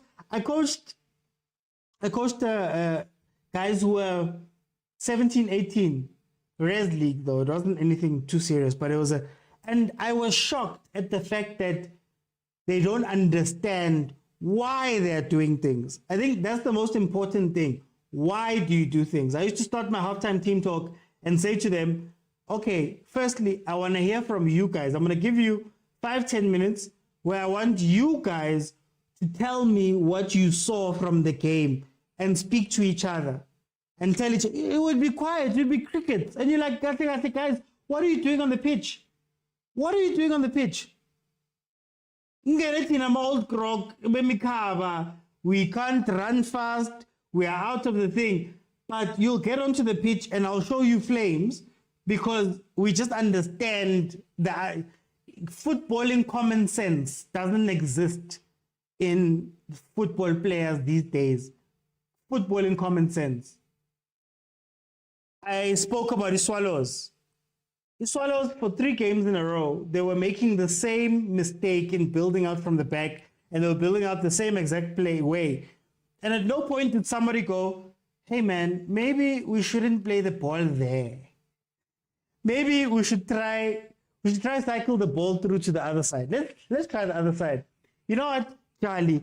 Drop back into the space. Let's see if I give the ball to you. They don't even switch. They did the same exact thing.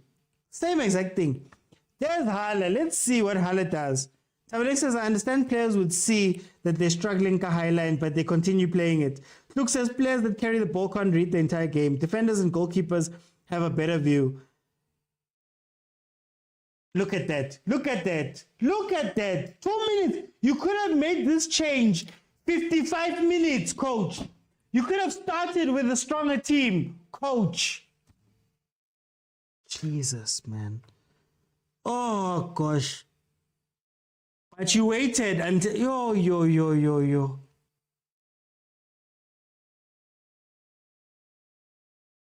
Guys. You don't need to be a coach to see some things, man.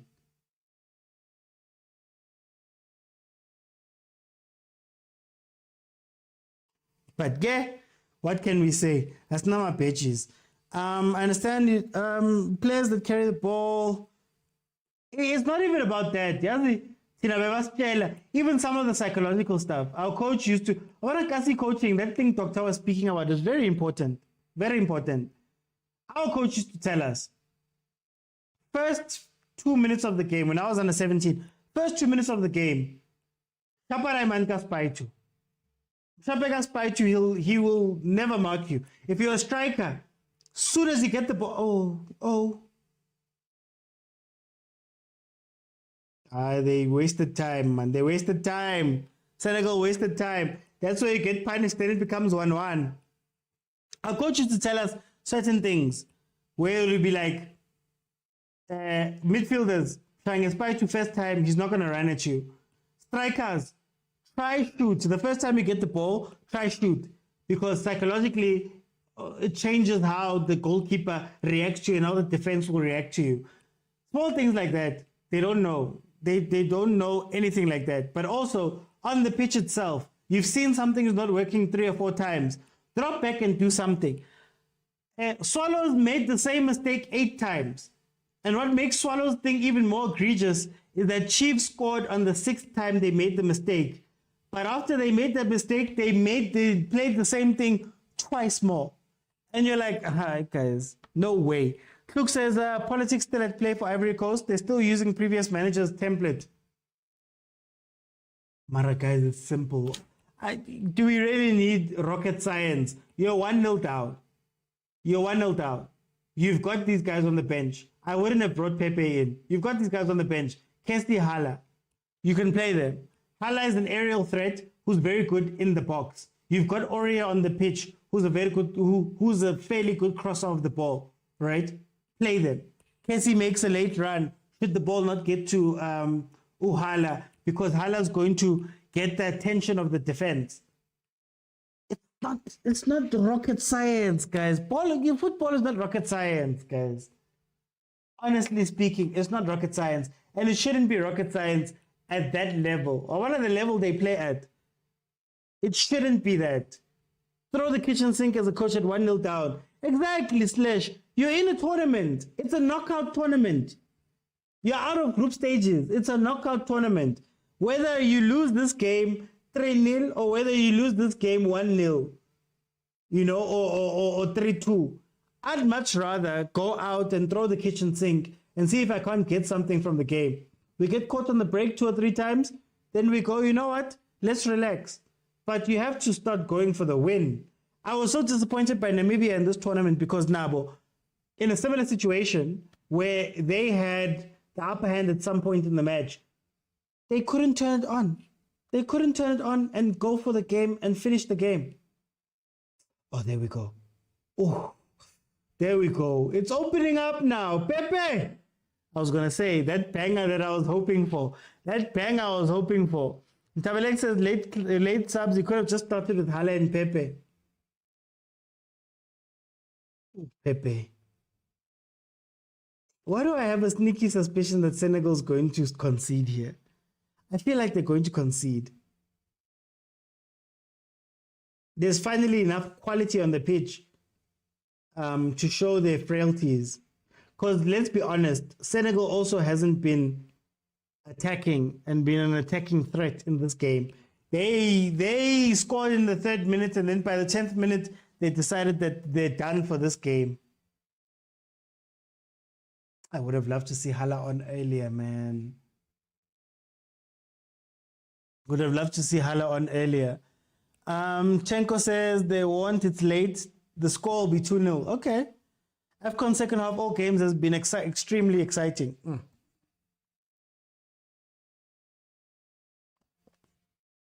Vanillin, you have to win the game. There's things on the line. Counter, Ivory Coast, counter. Not that I want this game to go into extra time, but they need to play, man. I love football, that's all. That's why the problem solving you're talking about is still alive. Real Madrid and Tottenham play that way. They have a system, but individuals are trusted to make decisions. Carlo Ancelotti. It's just that my thing is that side. Carlo Ancelotti is one of my favorite coaches because Carlo Ancelotti coaches to what's there. Do you need three touches to win the game? We're going to do 3. Do we need 27 touches? We're going to do 27. Do I need Vinicius to have a little bit more freedom when we're going forward? Fine. Do we need to be a little bit more risky in order to win games? Love them. And if you look at the coaches that are dominating, well, over the past few years, the coaches that dominated, it really is the older coaches. The new coaches are not quite there. I think coaches trust their systems more than their players individually. Here's a hot take, simply cursive. I don't think it's a trust issue. What I think is that new age coaches are textbook coaches that don't know the soft side. There's a soft side to the game. There's a man management side to the game that they don't get. And that man management is very important when you've got stars. So a lot of them can't manage stars. Whereas the older guys, Klopp understands. Salah, it doesn't need to be a defensive person right now. I don't need to have 10 men behind the ball. We'll invert Trent. We'll make sure that we have a workhorse in the midfield. Well, back in the day, we'll have a workhorse in the midfield. Milner will be the workhorse who's going to cover for Salah. Because I understand that Salah is a 9 out of 10 in a specific thing. I can't be asking a 9 out of 10 to go be a 6 out of 10 because I'm playing him elsewhere. Perfect example. Umahupa. Mahupa is a 7 out of 10, 6 out of 10 as a target man. He's probably a 9 out of 10 as an in-the-box poacher for crosses, early crosses, right? We've seen it. He scored versus Chiefs that way, blah, blah, blah, right? These new coaches go, my system dictates that you have to play like this. And a lot of the star players will not play like that. The lesser players will listen to you, right? Or the younger players will listen to you. The older gents, the older coaches, they understand that I'm not going to get any joy with making Vinicius an incredibly defensive player. Let me figure out a system that's going to allow Vinicius to attack as freely as he wants to because he's got go. Ooh. Why is he giving?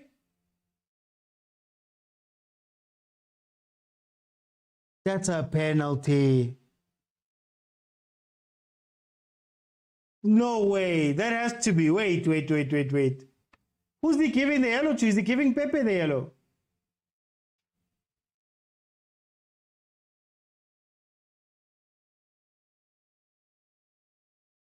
Wait, did he give Pepe the yellow?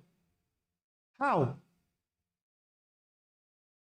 Whoa. Who's getting the yellow card? Is it the ref? Is it the goalkeeper? Mendy.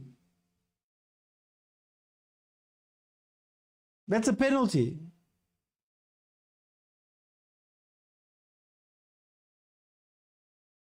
Did ref get it wrong again?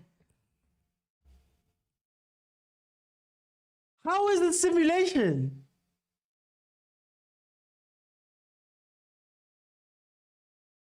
Yeah, how is it? Hey man, ref.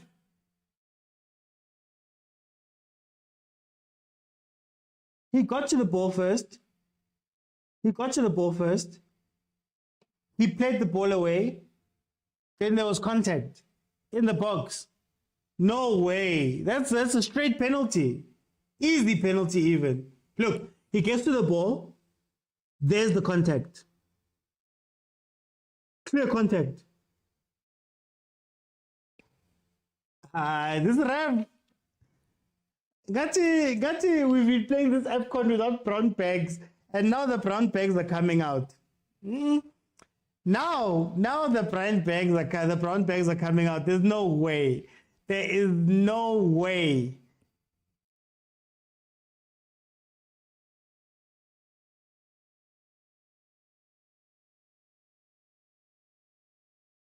He will have robbed. Chekwa. Yeah. Oh. Thank you, va. That one was straightforward. Let's be honest. That one was straightforward. Yeah.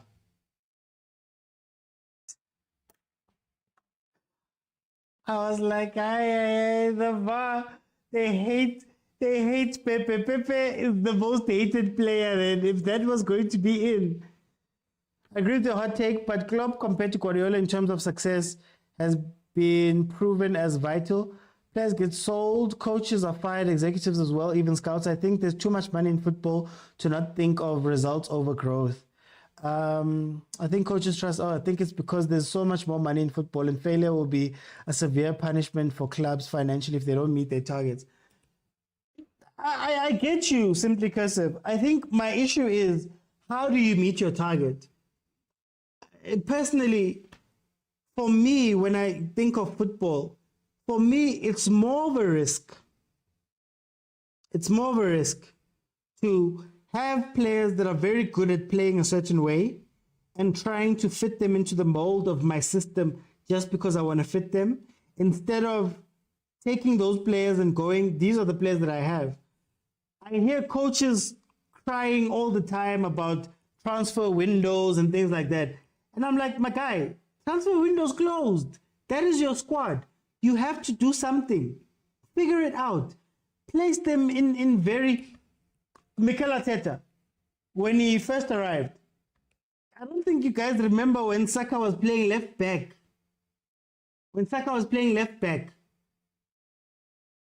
And then he'd rotate Xhaka into left back. But because if there's a pacey thing that's happening, Saka drops in.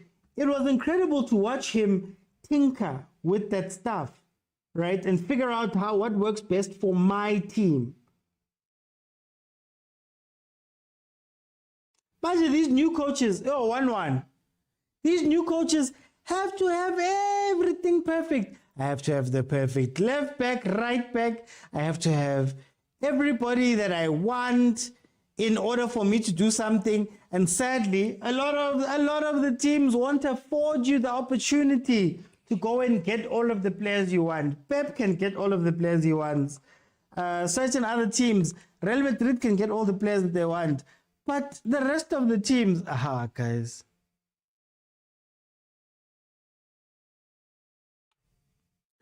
But why didn't he go for VAR in the first half?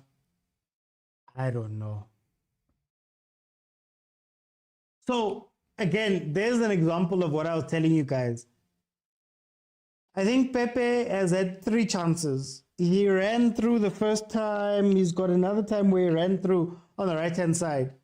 On the right-hand side on the left-hand side of the Senegal defense, right?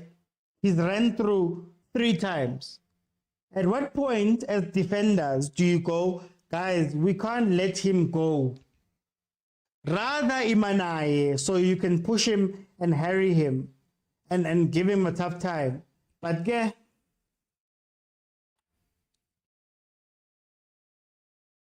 yeah, 3 chances. And at no point did the coach or the defenders go, Shuba.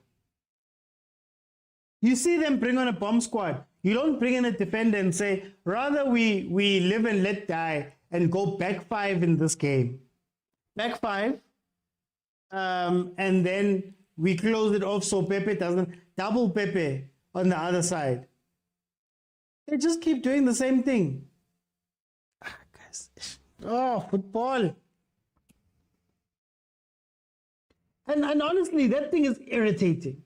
That thing is irritating, watching football. And you're like, the answers are right there. The questions are right there. Why aren't you adapting and changing to what's happening to you right now? But please wake agent. So Alex says Pepe is going to be a problem in Shem. I was wrong. I wouldn't have brought in Pepe, but clearly, deep transition Pepe is the one.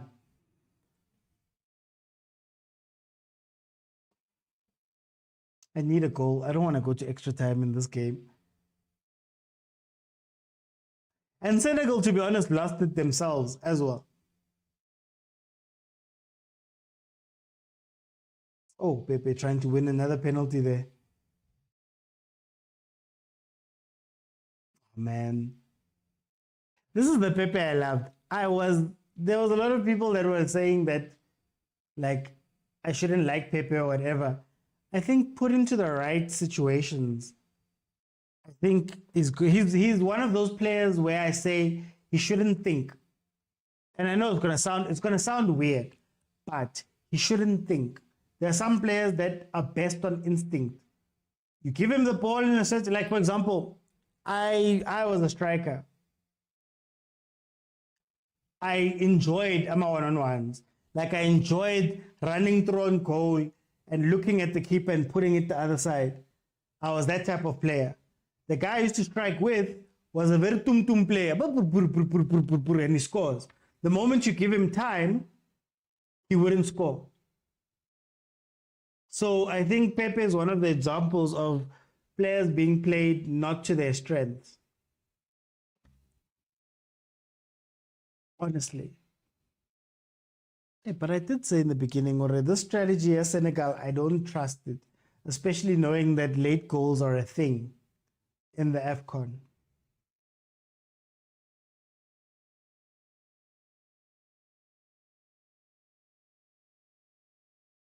If Senegal goes, South Africa's one, says Sabelo.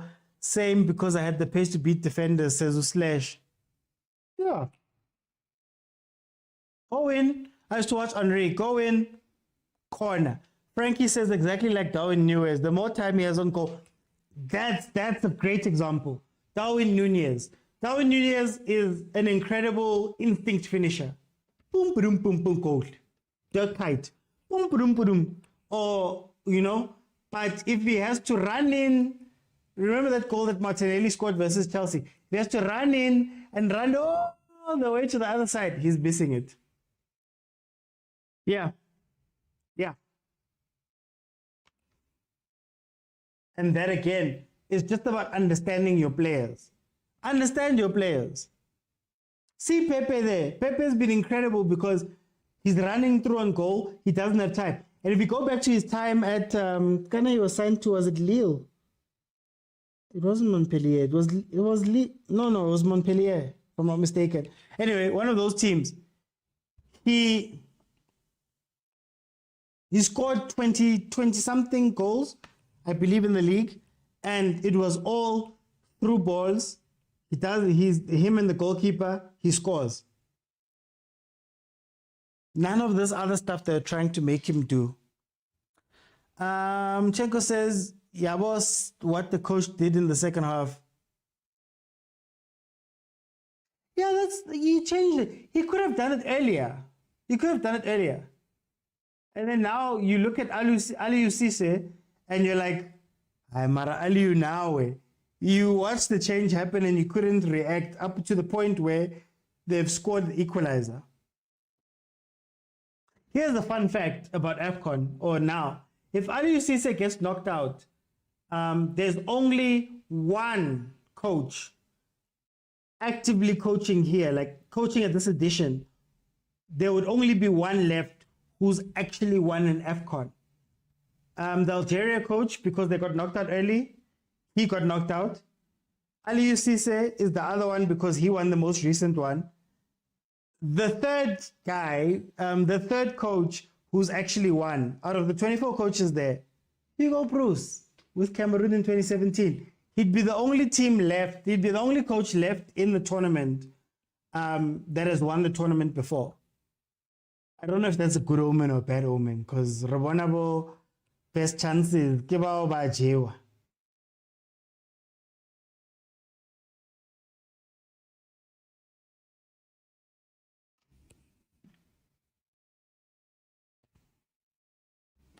Oh, this game is going to be prolonged. And if it goes to extra time, just can somebody finish this, man? Ivory Coast, please, can you finish this and keep the dream alive?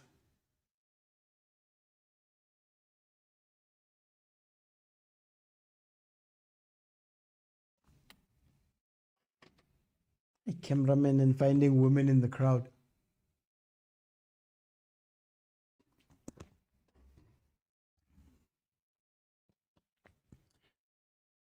Okay.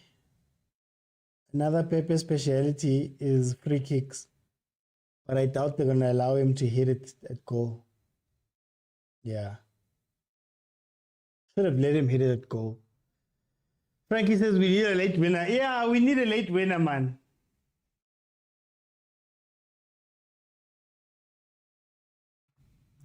I'm not jealous, Velil. I'm just saying, Guti, you know how our Super Sports say, we have 25 cameras at every single match.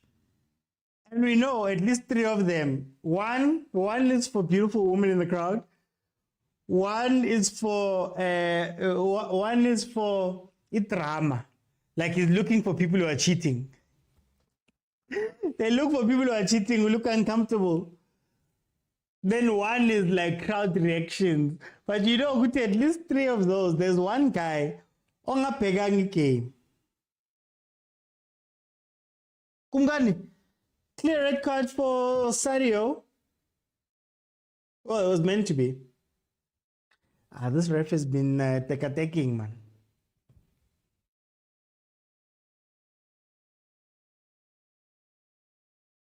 This ref has been taking, man. He didn't go to VAR the first time.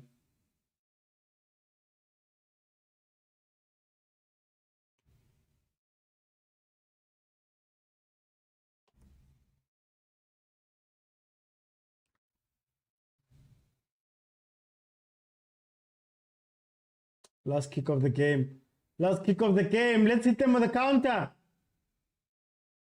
Pepe, make the run. Why aren't you making the run? Offside.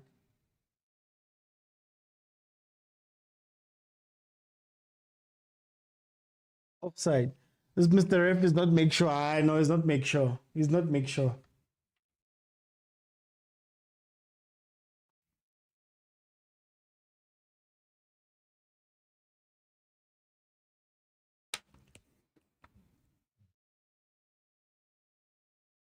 Ivory Coast had a better game than Senegal today. Looked like they wanted it more. Second half especially. First half, man, not so much. Hey, hello, please tell them, man. Please tell them.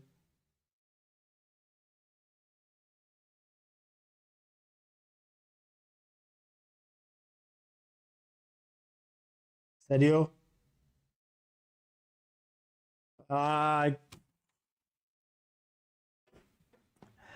They want us score, guys. Don't put us through more torture.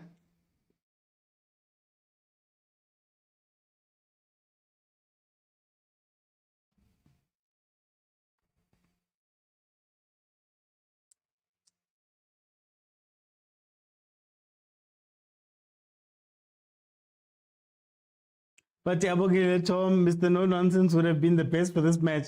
Hey, but he also Hey, he wasn't make sure now yesterday. He wasn't make sure.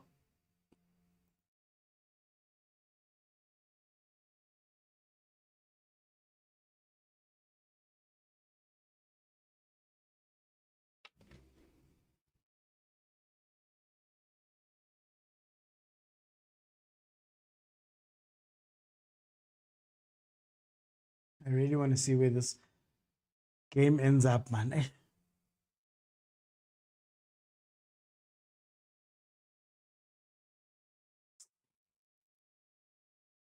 Okay, full time. We're going into extra time.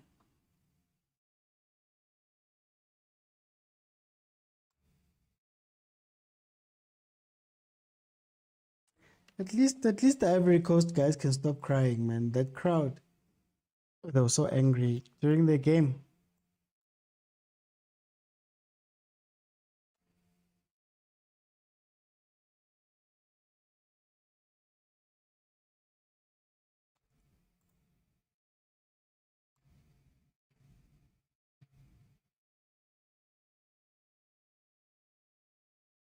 Just getting my graphics ready. Sorry, guys.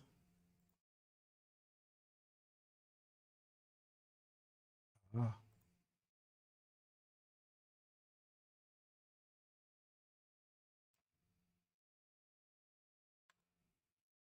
Eh.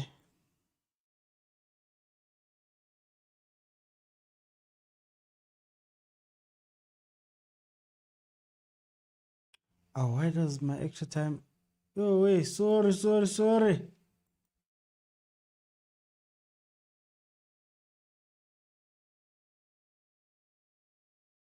already in penalty mode. Let's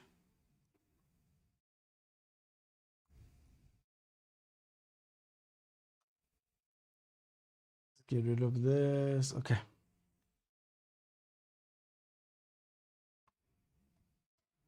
Yesterday we slept at 10 past 1 because of 18 penalties. The slash. Abogile, yesterday he looked a bit lost, but he recovered, Shem. Slash says we're sleeping late again. The Cape Verde game was better, way better. Spokesman says you're predicting the future. It mustn't even get there. Guys, can I just have 5 minutes? I'll be back. Since we're going into deep minutes.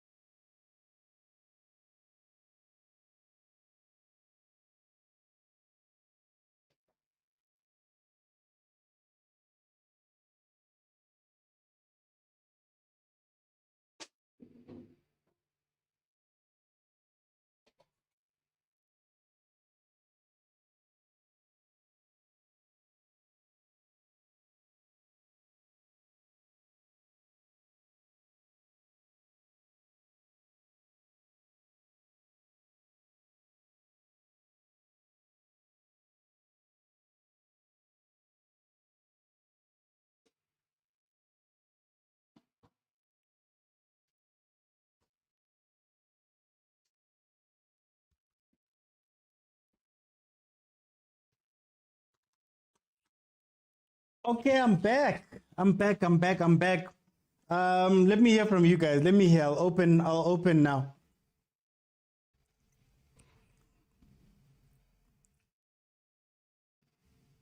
Yeah, I'm Senegal. Yeah. Johnny. This Yeah, I'm guy's Senegal. bayahlola. These guys bayahlola.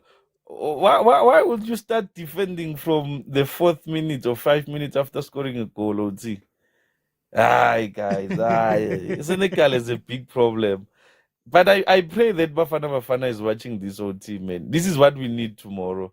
Fight until the last minute. But look at the sub. Look at the subs as well. The bomb squad. Hala got in. Net jele bomb squad. Yo, I But hope then your coach why is watching this game am a as well. player or to bring them in a little bit earlier? Because I don't understand. We've got the guys back on. And But you you wait see until Kaizer when 75. they came in. Hmm. Yeah, well, Kaizer, they came in, they changed the impact of the game. But I also think, many coaches are stubborn, they are very stubborn. You see, Guti, Ivory Coast is sitting back, guys. They're doing low block. Why are you not putting tall guys there to push up Koulibaly, force up over men to make mistakes Yeah. like they just did? But Yeah. instead, you wait till 15 minutes, over Faga. Ah, man. But at least it paid up for them. It paid up for them. I think that's the good thing about the game. But then let's talk about Aliou Cisse. Aliou Ay! Cisse, you're watching this happening. You're watching Bachinchi game right in front of your eyes. By Chincha. When I wanna reply. And the funny part is, I saw he was about to allow a player in, and then after the penalty, this guy is busy asking him, "I'm still going in." It's like he's saying, man, I've got more bigger problems to deal with. But I think OT is Senegal. Like, I think this game has proven us one thing: we can compete with Senegal if you can check very well in South Africa. But I think if we can go to the game of tomorrow and say, these guys, they only have plan A. Senegal only has plan A. Most of these teams have plan A, you understand? Yeah. So in Cote d'Ivoire, what they need to do now is to force them to make mistakes. Don't open too much at the back. Senegal, guys, is as vulnerable as about Egypt. Watching this game, you see that they're as vulnerable as about Egypt. Yabo, but usise na ya Isabella Utibe uzoyichontshela le game ngebukoleli one. So it just didn't turn out to be like that. Marube, ube stubborn. Looks. What did you see from this game? I'm gonna keep you guys on. Let's have a conversation. Looks, Senegal, are they on their way out? No, about that, I'm not sure. I think, no, Yeah, put your head on the block, man. No, I think Senegal will go through. Okay. Those guys, they'll tire up after this showing a second half. After the Senegal just have to relax and then get back to the game. Yeah. So those guys, they've got too much forwards now. They can rely on they'll break those guys on counter attack. The next goal will be Senegal goal. That's how I see things. And you checked. I foresaw the penalty or a goal on a break. Yeah.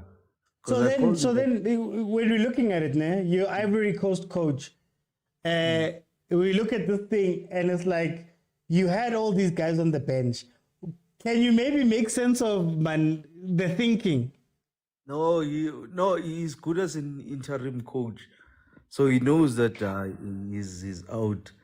But let's give up to the guys that came in second half. They really took the game to Senegal. They bombarded Senegal, and Senegal was confused towards the end of the game. So hopefully, it's a cooling time for the Senegalese team. At least maybe when they come back, they will come back thinking better. Because I don't think Ivory Coast deserves to be where it is right now. I wouldn't see Ivory Coast going through. Because if they win this tournament, they'll win it with a back door, and we don't want that. Wait, I wanna go to Theo. No, ngifuna ukubuza uHluks ukuthi makathi backdoor kanti Spain sayiwina njani World Cup 2010. No, there are teams that this tournament this year has a lot of underdogs that are playing beautiful football. We can't rob those nations with teams. No, but what if it goes with the passion, guys? It goes with the heart. Like if you have a heart, like if you remember Argentina as well, 2022, same thing. 2022 Argentina, it was the same thing. If it was they lost the first game. No, if it's because of a heart or passion, how can you talk about passion with a team that lost 4-0 to a non? I don't know what to call that team. Ivory Coast.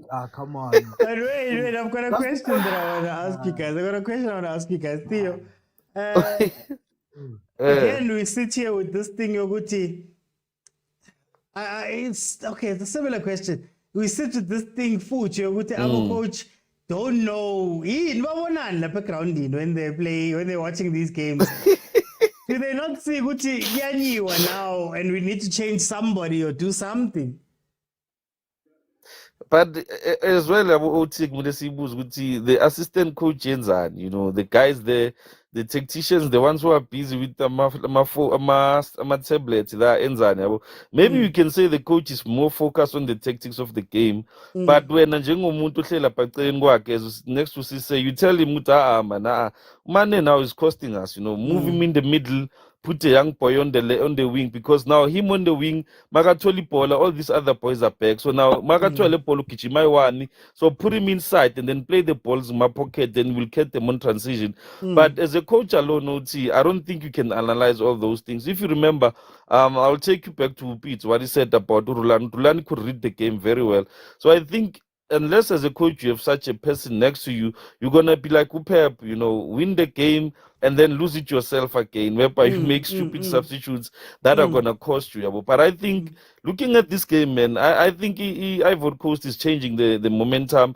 And Senegal, I mean, I think Senegal now has been timed. But Zamugba coach, they're trying to catch them on the break. So you as a coach, if you are watching that, I think Coach Cote d'Ivoire counted this very, very well. Yeah, I think he came into the party in the second half. Let me go to Stokes. Why Yeah. don't coaches see these things, man? I can say, do they get too caught up in the game and then they don't realize good time? And Pepe is 3 times undlula, or he got through 3 times. Why don't we do something or tell the defense to do something? Why don't we see those things? I don't know like how to like approach a question now. I think these guys are trapped into this thing. They watch too many games of this AFCON. I don't think they are playing to their own strength. You know? So they're just waiting to answer the other team. They look at they focus more on the opponents to say if we can block who and who, but they are not looking out for we are stronger here and then we're going to exploit that on our case. So it's more like it's tactics playing along here. That is why we don't see teams expressing themselves. Yeah, it's only those small nations that we think they don't know much that are going out to express themselves, and it's good for this tournament. But these well-established teams, all of them, they are more trapped in the tactics of the game. Yeah. Instead of expressing themselves. Okay. And then I just wanted to jump in on the issue, on this game. Ivory Coast has too many attackers right now. Ne? You can check; they are very attack-minded and they are prone at the back. If Senegal can get one breakthrough, I think they can finish this game also. But that's the question I wanted to ask. Theo, Yes, is Senegal's lack of a plan B hurting them here? Because we've watched Ivory Coast play one way first half, but Kipi Pom squad second half they're playing a different way. But it doesn't look like Senegal can look anywhere and bring in people that can change a game. I'm gonna have to disagree with Looks on this one. As OT, if you are watching this game, to be honest with you, which team is more dangerous? Yeah, well, if you're watching very well, it's Ivory Coast. Why? Because they are going out for broke. You know, once a team does that, you know, you are showing what we wanna win this game. And I love what the commentator said. They say there's a guy from Ivory Coast. He said, you know, even if they can lose this game, I don't think the people from Ivory Coast will hate them that much because they would have done better. So I think that alone shows your mindset. No many Senegal are in a plan B, and them trying to play transition, and is now they are also afraid they can be exposed because as I see Ivory Coast has more players that are more attackingly minded. But also it goes to look at if you are bringing in fresh legs from Senegal, what's the game plan? Are they still playing the same way? Are they gonna press high? Are they gonna force the Ivory Coast to play long balls, or are they just gonna do the very same thing that they were doing, relaxing and waiting for Ivory Coast? Because now into notice Ivory Coast, the only thing that they need to do is to use Pepe to his advantage, move him more inside than in the wing. Because Yambo in the wing is more getting lost for me, Pepe. Just move him bit inside, Azobana shot on target. That alone will cause Ivory Coast to go to back to a move foot like they did before. Maybe they can cause mistakes there and there. Yeah, but other than that, guys, let's not lie to ourselves. Ivory Coast, it's like Senegal, if a penalty than Ivory Coast. And Penalties. and that's why for looks lack of plan B. Is that what's killing in Senegal? Yeah, no, they are very rigid in their approach to the game. They are not changing, but like maybe I'm being biased. Maybe I want Ivory Coast out. Maybe no, I just have to concede on that I want Ivory Coast out. Although I can see that Ivory Coast is the most dangerous team, like currently. I want them to go to the final with South Africa. We can beat them. We can beat Ivory Coast in the final, but Senegal is going to be hard, my guy. It will be more hurtful to lose to Ivory Coast in the final than to lose to Senegal. I'm telling you, Ivory Coast must. No, Senegal is dangerous for us, man. No, I think it's good. It's good to lose to a stronger team than to lose to a team like Ivory Coast, and they will beat us, man. Okay, wait. Does this game give us hope for the game we're going to play tomorrow? Because Senegal is number 2 in Africa, and number two in Africa, 20th in the world. Ivory Coast is 49-8. We're playing the number 1 team in the world tomorrow, the number 1 team in Africa tomorrow. Now remember, with us and Morocco, sorry for disturbing you. With us and Morocco, the rankings don't count. Yeah, we won't rely on the rankings against Morocco. So you're confident? You're confident we're going to get something? No, we can go, I don't know, 5 games previously that we played with Morocco. It's always a close tie. So I will rely on our head-to-head with Morocco. I'll take that. Okay. Because I've seen lower nations going all out against these teams that we say they are well established. My hope is Cape Verde. I see Cape Verde play. I know. I have hope. When it looks more like a donation FC indaba ngathi ufuna ukudonate final wena. Does this game give you hope, Betty? Does this game give you hope for Kusasa? From before even AFCON, I told you good so Pumapi. And if the Snakes are Sundowns, it works a triple shift today. Then no maganjani. I'm telling you, if you can beat Morocco, the guys. Snake is busy with Lodge. It's busy registering Lodge. It's busy. It's busy. It's a registration. No Natasha. Khona admin ekumele yenziwe. Yabona umtsipuzo yasitext ukuthi sebenza lapho ungezi like AFCON asikudingi. But to be honest with you, like okay, on a serious note, we must not fool ourselves, guys. We must not lie to ourselves. What I've noticed, with most of these teams, as Utluk okay, vet guys, it's not that they play great or whatever, but it's their heart. The determination, the desire to see your team go forward. And also, Tina, I think another thing is Shaya, we don't have individual brilliance, first of all. People are going to come and say, Tembazwane guys like not individual brilliance. He plays off players. If we had a Tao where his peak, you understand what I Utao Lobea Konuxuka Nepola in the middle, cut inside, shoot or take abona chances. Not Lotao Manjo Funukichima, Ayogu line, Ayo Croselo Mahopa, who's on the other side. Now you Funu cross on a corner, there's no one on the box.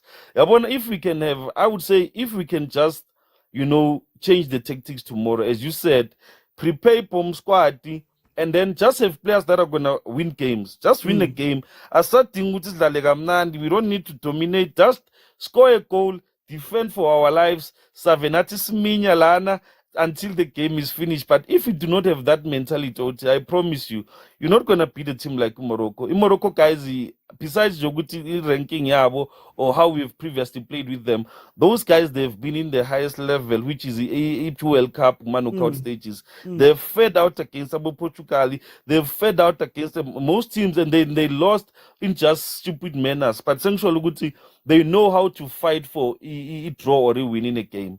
Now the question is Abafana ready to do that now? Just to get those words that you had there. And we even have transition and what. Sometimes I don't even understand what they're saying. I say, hey, these guys are talking. I mean, just win the game, guys. Just win the game, Looks. Can we just win the game? I believe, I never had believe in the Bafana team, the group stages, but the win against Namibia, it wasn't convincing for me because I thought maybe we should have killed Namibia to pieces, ne? And then the draw against Tunisia also, it was questionable. But I can see that we do have the potential if we want to play. If there's a will to go all out, we can beat any team. That's how I see it. Kolani, do we have the will? Do we have the will? Ngoba ngiyazi abantu bakhuluma ukuthi it's not going to be about tactics, it's not going to be about those type of things. Do we have the will? Snake FC on the house. Hola, Mr. OT, John. It's Omega kancane tiyo mfethu. Mr. OT. Just before usuku lakusasa le game ukhulumisa uTiyo uzomislead abantu uTiyo mfethu. Sasa we need support and abo Tiyo basho ukukhuluma izinto ezinje. They're talking bad about December Zwane, so I'm a man of the match amabili, in two games. So tomorrow we need the support. Theo, come on, Theo. Let's support some match. Why? My player ngakla, but 22 players ucabanga uThemba Zwane nje. uThemba Zwane, mara at least ulotshe uzomreplace so say understand. I'm talking about Themba Zwane because you single out. Maybe passport He's already in Bafana In 2 years' time, Bruce will be going, I didn't pick Lodge. It's not that I didn't see the player in Lodge. It was the age. But I was like, let me bring Lodge in. That is the star of the country. He's one of the best players we have ever had in South Africa. He's the season in, season out top player. Yeah, nah. We are told it's given. So, we want to let him lay. Senegal, in Senegal. I feel But guys, they are playing in patches. What do you mean Ifunukbuya? Let them dominate as they did before. No, they okay, can't. Can I ask a question though, guys? Let's let Kolani. Okay. Yes, let Kolani finish his thought there. Hey, Mr. Oti, I thought it was I'm a breadwinner show. I thought it was funny.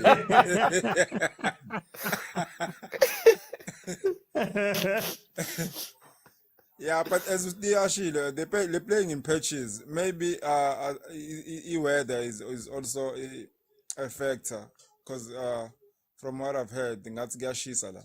So I think the Ivory Coast they used to because where they are corner.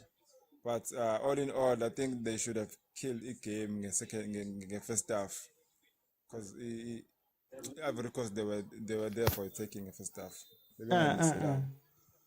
Yeah, okay, it's also a knockout game, man. So they can't play that freely, because any mistake they make is gonna cost them. Okay. Maybe a mistake. Theo, what's the question yako?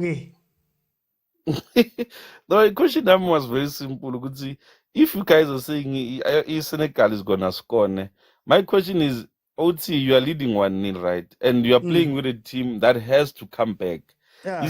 Cote d'Ivoire, they didn't have, at least if they were playing against South Africa. If you remember when we played that first game against Mali, I think the minute they scored the first goal, sina samane salala vele sathi qhubekani madoda bashaya igoli lesi-2, you understand. But here today we are playing with a team that knows ukuthi if they lose this game, they might not even be able to go to their respective homes. They might have to fly back to their respective teams and leave Cote d'Ivoire immediately because the fans were going to come for their heads. Why don't you attack them for the first 45 minutes? Press them as hard as you can, force them to make mistakes. Don't play the deep zone, because the minute they played the deep zone, I think for me they allowed Cote d'Ivoire to come back into the game to build the confidence. And it's what I wanted to say to Mkhluks. It's not a matter of whereby are you playing great or whatever. If you have a heart and the mentality, we can win this game. So my question here was simple. If Nangabe City Senegal is a great team, is a good team, is this a game that you want to see in the final? Senegal playing like this in the final against Cape Verde, for an example? That's my question. Let me pass it on to Looks. Nice question. It depends. Somebody talked about the physicality of the Senegalese team, how they impose themselves physically. So I think Ivory Coast can match that, or maybe either of the Western countries, even the likes of Nigeria. I think they can fare well with Senegal. Against Cape Verde, it will be a nice game. Senegal versus Cape Verde or Senegal versus any other team. There will be like two different approaches of the game meeting. Yeah, on this one it's boring because it's like it's the same region playing physical football, tackles flying all over. The ref is confused. You see. But okay. But also but Senegal could have changed that. I wanna get into that, but let me call it Tony. How did you see that question you got to?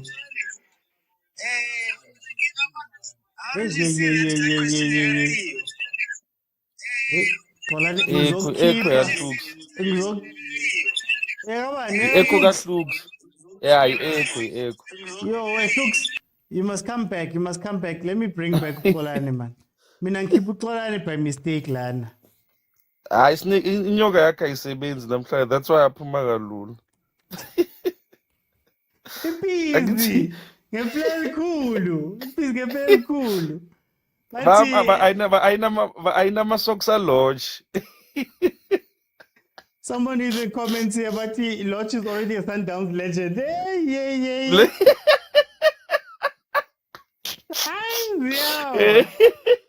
Hey, so then, I enjoy. To go back to this game, how should Senegal approach this second half?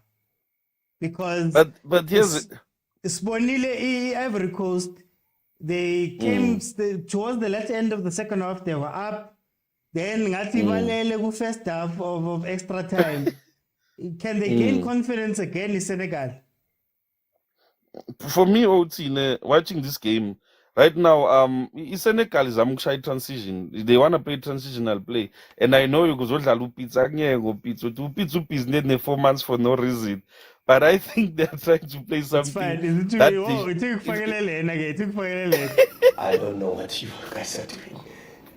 I'm trying to figure out the formation. I'm lost. I'll play you that one, man.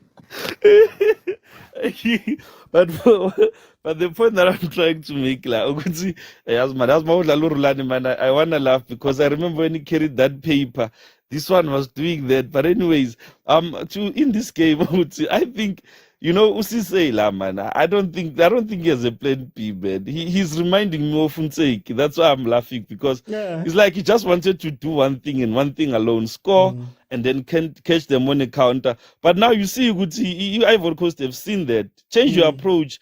play in the middle. Stop playing Lamapola high balls, because high balls, they've caught them. They are seeing Gucci. If we put the player on the ball under pressure, especially low, then they are in trouble. Look now, they are back in their defensive half. All of them, they are defending. And the question is this a team that's gonna win this game? You can't be telling me that. You're not even applying pressure on the player on the ball. For me, that's why I think Ivory Coast, if they can get just one smaller chance and then they score, this game is over. Senegal is not gonna come back. Abana playing BOT. They don't. It looks.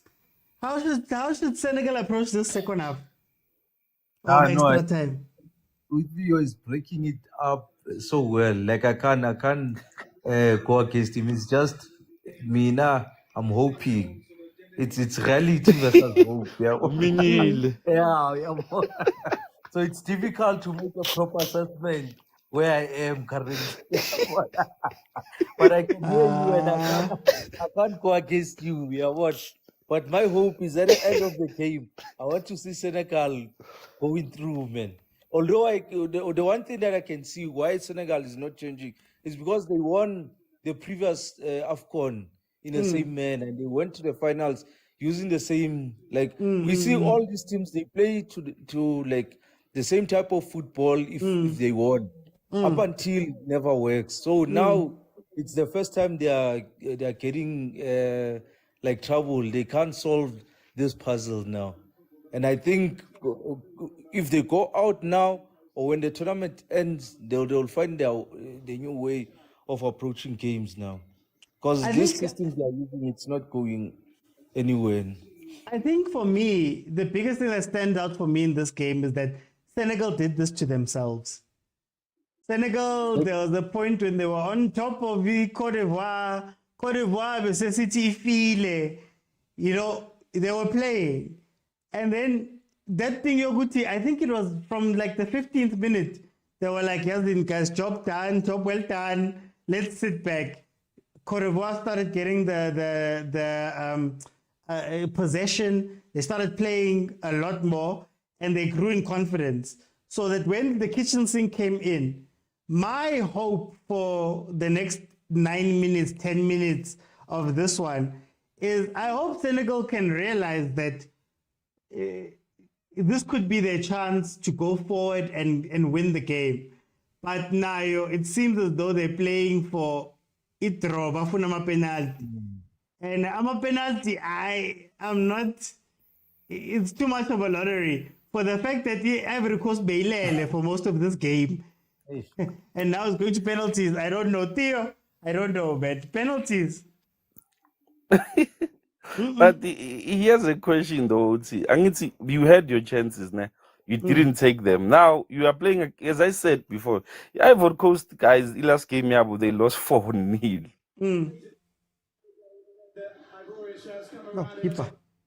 Oh, keeper. Oh, Theo. Crooks. Yeah. Do you think these guys are going for penalties here? They're done with the goal. Here comes Senegal. Let's wait to the last minute. Because this AFCON, you can never like really predict what's gonna happen. Yeah? Look, somebody's gonna cry for a penalty now.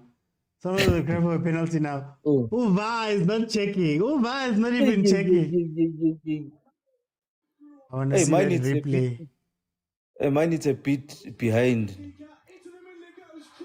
Let me just see.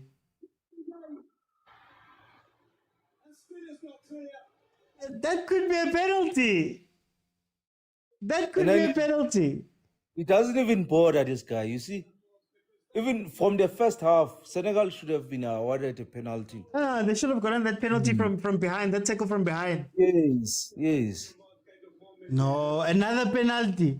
This guy doesn't want to give any penalties, but it's fine. It looks Cape Verde, Congo, DR Congo, Guinea, Nigeria, and Angola have currently gone through. Those are the teams that are currently through. Yeah. Sababani lap. I know Cape Verde. Yeah. No, I think in the whole of this tournament, the dark horse, Cape Verde, that's the team that I'm scared of. Aren't you afraid of Victor Osimhen? Osimo is cold, man. Ukraine guy. Great. Osimo no mahopa. Same WhatsApp group. Ah, Osimo was too hyped. No. I think in let me check. In that Nigerian team. Nigeria. Uobi. Not afraid of Aye. Uobi. Me. Yeah, no. I think their best players are the backlines only. There's another guy my dreadlocks, yeah. Yeah. Who's is doing well at the back, but the rest of the team they're just winning ugly. That's all. Okay, No, Cape Verde, Cape Verde, that's a team to watch, that one. No, yeah, Looks, thank you so much for joining me. I'm just gonna take over for the last minute City penalty, then we'll go from there. Lit, I'm also shocked. No, I'm also shocked because that was a penalty. For me, that was a penalty.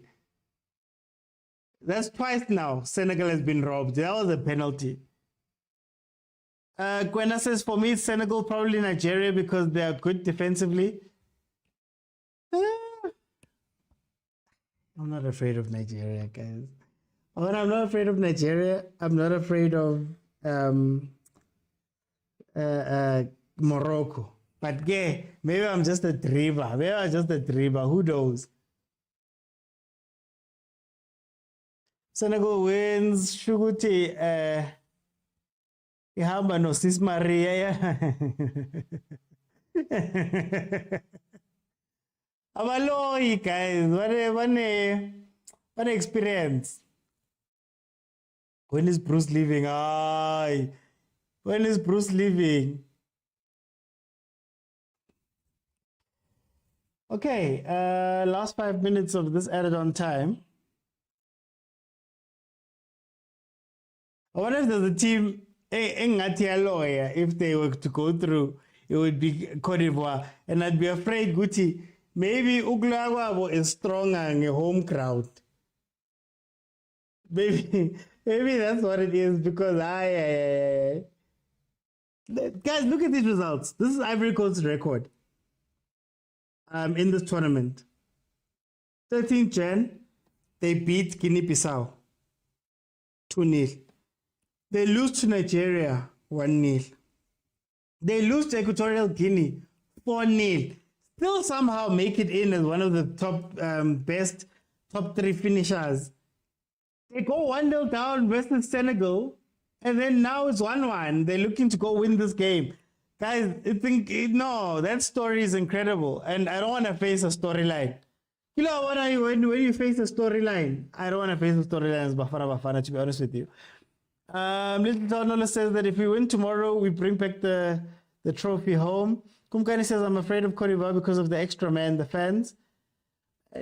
True. But also, in the last game, they turned on them. So there is a possibility for you to get the fans to turn on these players. There is a possibility. Double Sedge Oreo coming off, guys. I don't know. Maybe keep politiki, but I don't understand why some of these players are leaving. I don't know, but this trophy is there for the taking. Definitely there for the taking. My only criticism again about Bafana all comes down to just the want. Like, we haven't demonstrated the desperation to want to go and win it. Granted. We were in the groups. Bruce said he had a plan. They just needed a draw, so they played towards the draw. But man, that thing that pushes you at the end of matches, these other African teams have that thing where it's like last 5 minutes. I'd be complaining here. Sadio fouled me while he's on a yellow card. I would be complaining. Oh, Casey now.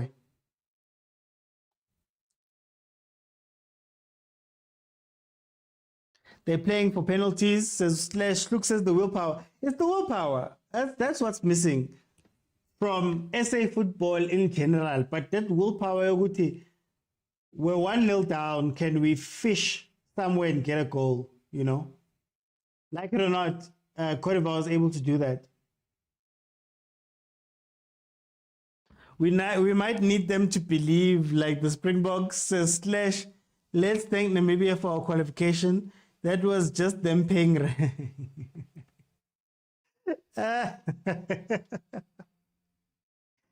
You guys, hey, the jokes that came out from that day, hey, you guys are the worst, man. You guys are the worst.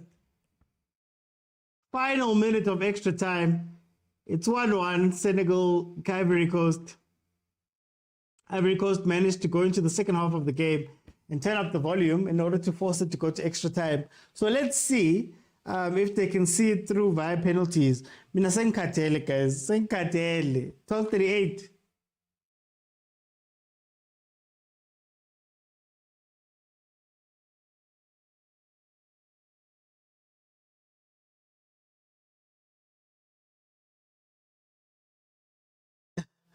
Yakucasula. Lava boy yakucasula. Yini ubhethile. Phela I know. I know ukuthi ndina when people come on and they start complaining yazi ukuthi man. Khona ubhethile. And you know what Bobby says? The game has changed today. There's betting, there's all these people are emotional. People are emotional. People are emotional, guys. Nina book bet about +2.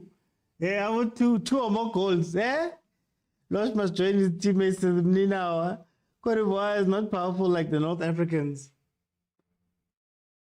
Like I said, this is not the Cote d'Ivoire that I know. Cote d'Ivoire Botore.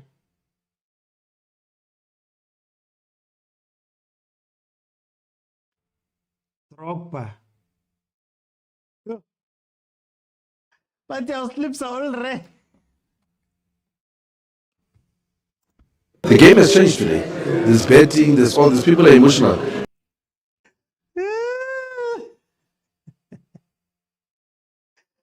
Mucho looks at his bed slip and goes.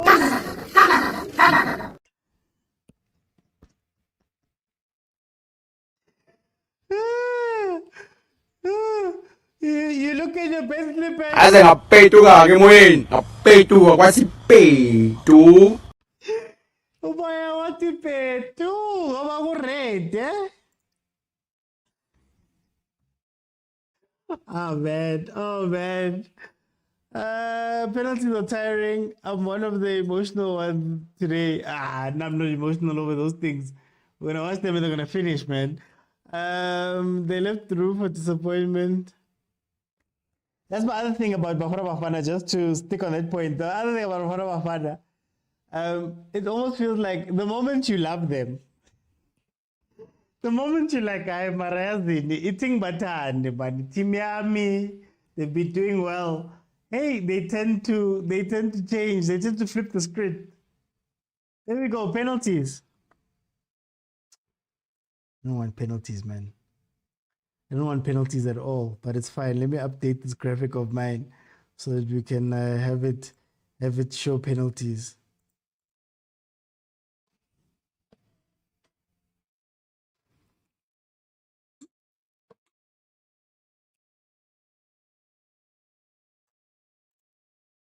Ah, 40. Yo, 40. Wait a second. What did I press?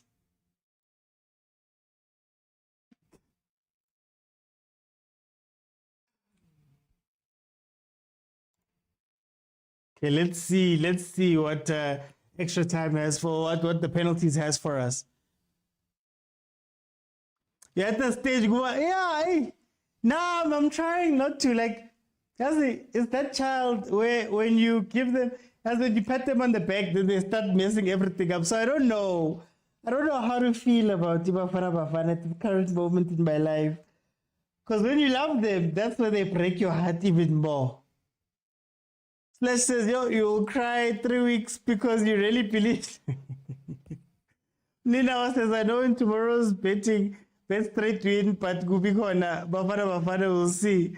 After tomorrow's win, we buy jerseys.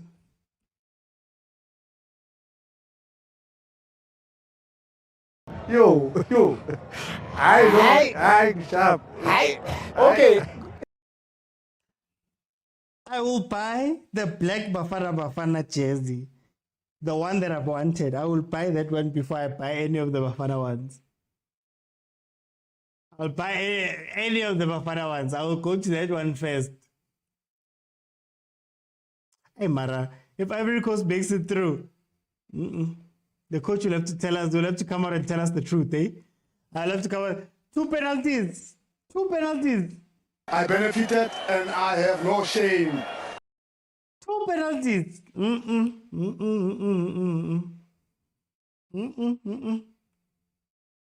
I don't believe it. I don't believe. I see Morocco forcing set pieces tomorrow. Yeah, Ziyech is gonna try and get us on those set pieces. That's what Ziyech is gonna try to do. Gumkani, there's that white one. There's a white one that this Bafana Bafana team launched. I want that 2002 World Cup jersey. Good jersey, sick memories.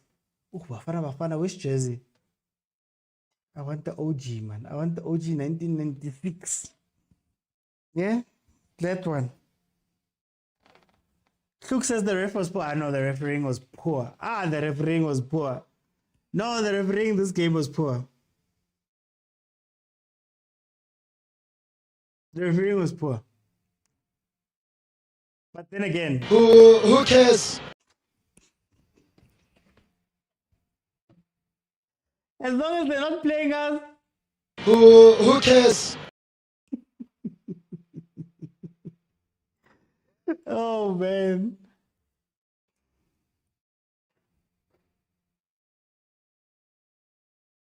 Why does it look like these teams get ready for penalties? They get ready for penalties right there. They don't have a set team to go take penalties.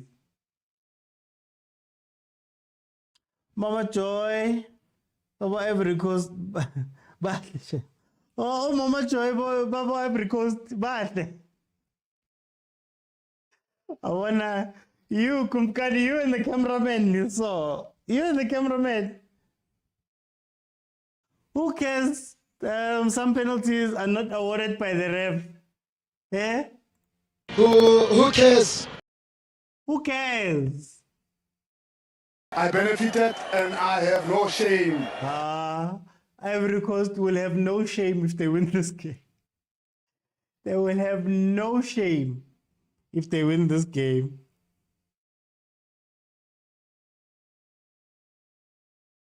So Vugile very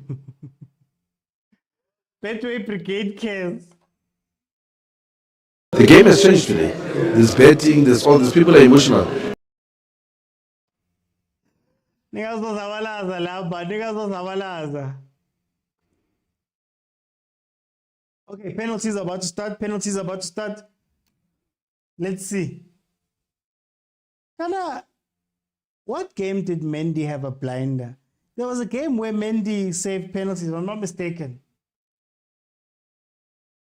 That was a City game, wasn't it? It was a City game. Oh, Chelsea game, where he made some great saves. I just can't remember the thing.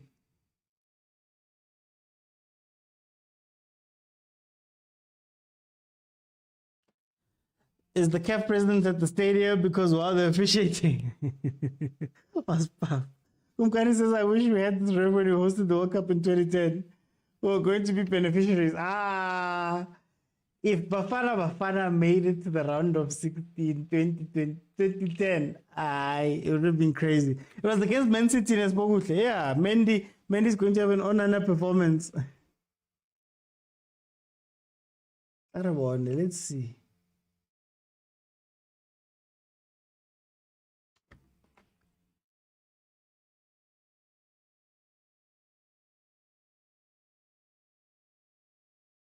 Yeah, no. It's a big one, eh? Let's see what they can do. Let's see what they can do.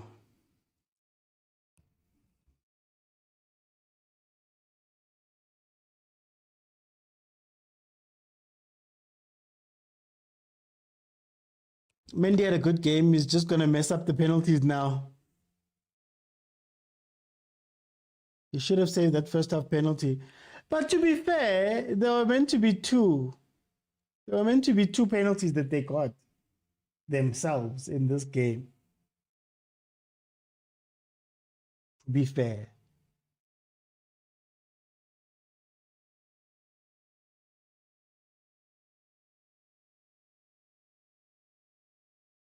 But the airport that way.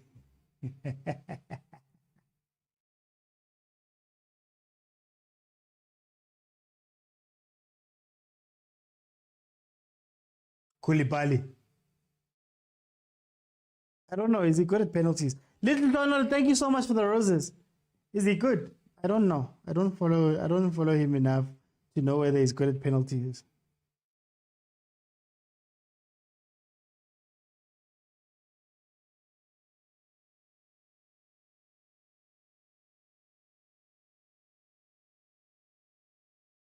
Okay, Kalidou Koulibaly. First one up. Oh. Cool as you like. Cool as you like.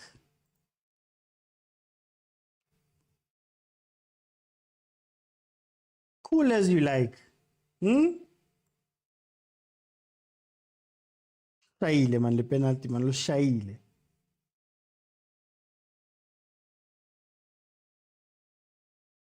He's a big player, says Kubgani. He does score, but I don't trust defenders. I don't trust defenders, but sometimes the defenders are the best guys. Pepe's gonna miss. Pepe's missing. Kona lento man about Pepe. Pepe's missing, man. And I like him. I like him as a player.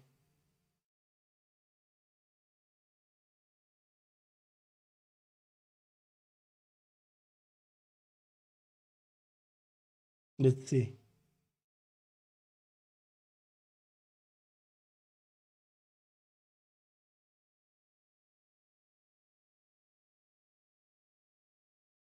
Oh, I take it back. I'm sorry. I was not familiar. I was not familiar with your game, Nicola. I was not familiar with your game.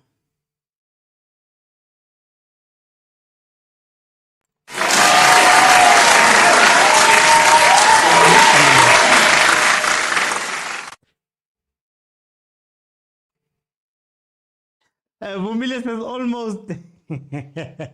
Looks at a crossbar. Looks, what are you watching, Chief?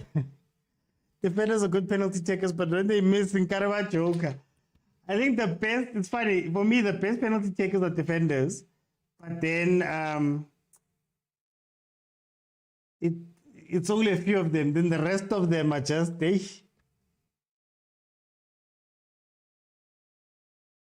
let's see.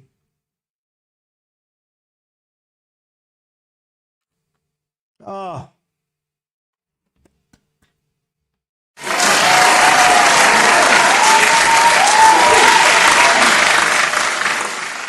Okay. Hey. Almost, Kungani, almost. Best penalty takers are keepers. Interesting. Yo, and Mabedi was our penalty taker. Mabedi was our out and out penalty taker, Mabedi. I remember him. He used to paralyze keepers. Hello, Muti. Hello, Muti, that one thing. Penalty. I'm being playful. Okay, let's see if Edouard Mendy can do something.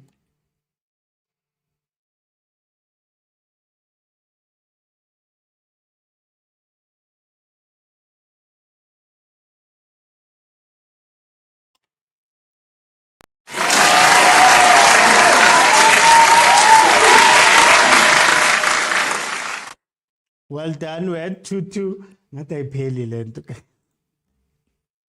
Gotta give me a peli. Hey, oh tata.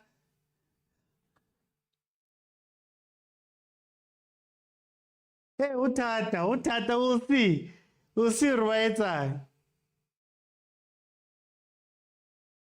The power on the shots is Bubile. You can't take chances. You can't take chances, but he was never the same. You guys mustn't talk. Caruso was your star player, your star penalty taker. So let's not talk. Okay, next up, let's see.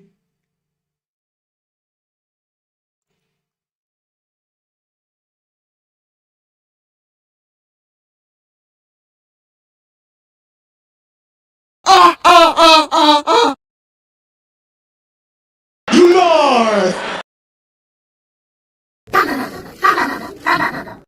10 past 4. First penalty miss. 10 past 4. Yeah. Ultra. 10 past 4. Ziyakhala and loudspeaker and I khona into off. Hayi no khona into off. Hayi ziyakhala ke manje. Hayi ziyakhala ke manje. Get loudspeaker. Get loudspeaker.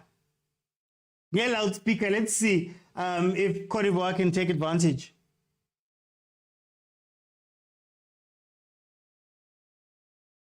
Oh. Oh. Where's that thing?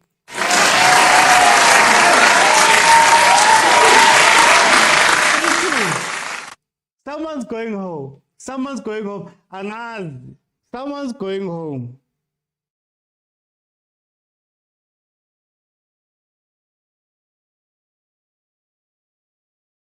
Someone is going home. The team that misses first usually wins. Let's see. Let's see. Of course, Cote d'Ivoire is winning this one. Cool as you like. Cool as you like. Sidliwe lana. Ngiyacisha mina TV. Wait. I just need to play this. The game has changed today. There's betting, there's all these people are emotional. That's what the Mama TV, but before, maybe giving me this.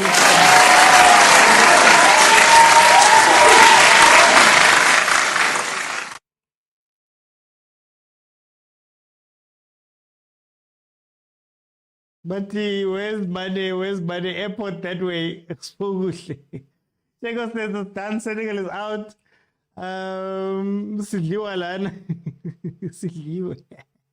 Senegal penalties are all weak. They're all weak. They're all weak. But let's see. Let's see what's going to happen here.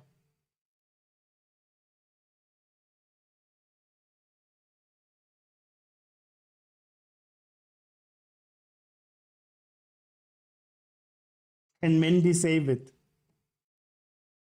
Or Ivory Coast, it's like an back door. Oh, he got a hand to it. But he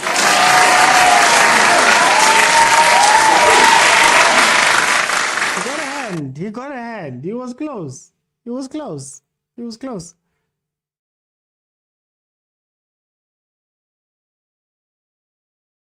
It was close.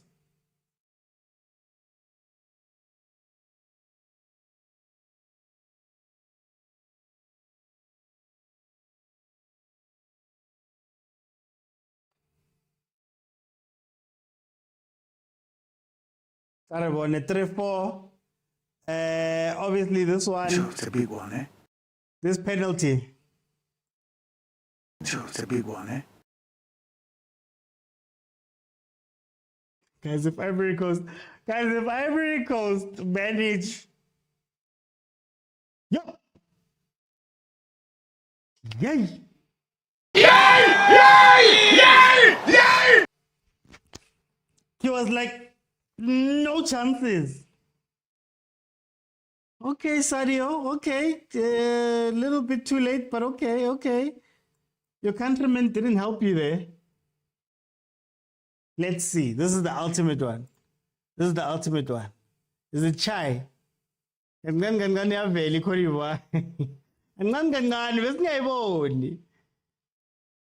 Manel Paka back. It's over. There's no coming back. Beware of those man getting a back door. They reach finals. One more and then gone. Let's see. Zing zing. It's a big one, eh?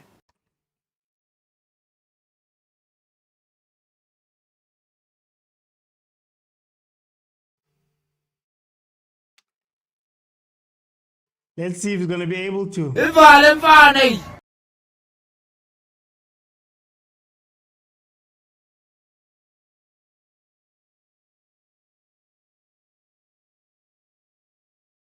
Ooh.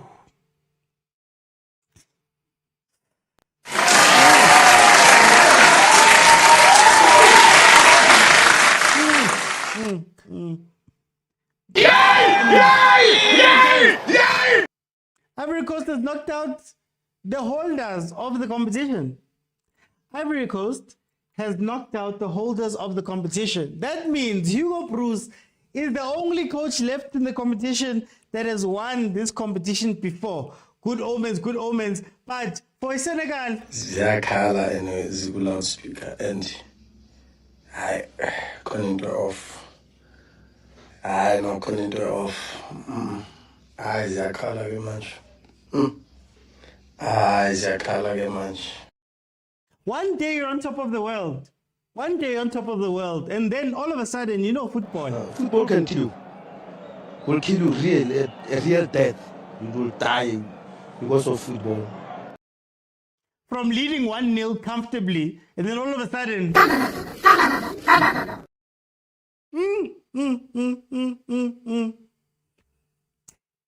All I know is that everywhere in Senegal, Asa ngapetu ka ke moyeng. Ngapetu ka kwa sipetu. hi, guys. It's late. It's late. We've got the night shift also tomorrow. The holders of the cup have been knocked out. The guys we were all looking at, the only team to be perfect in the group stages, winning all 3 of their matches, has been knocked out by a team that lost 2 of its 3 matches. One of them was 4-0. Yeah? They're crying. They're crying. Zakala. I'm not going to stay long.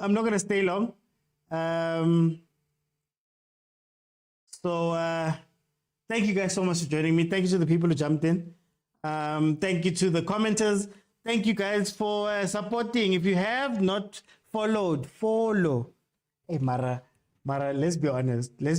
Wait, before I go. Let's be honest.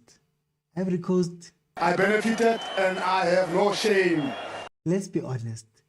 There's 2 penalties. 2 penalties there that they were robbed. 2 penalties.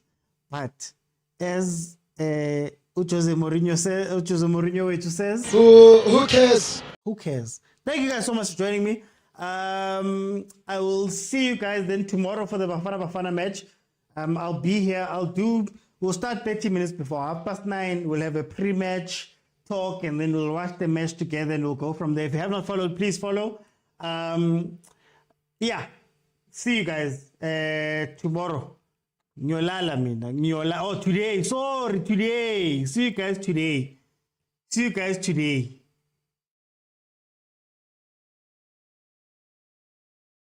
Asa ngapetu ka ke moyeng. Ngapetu ka kwa sipetu. Sabelo.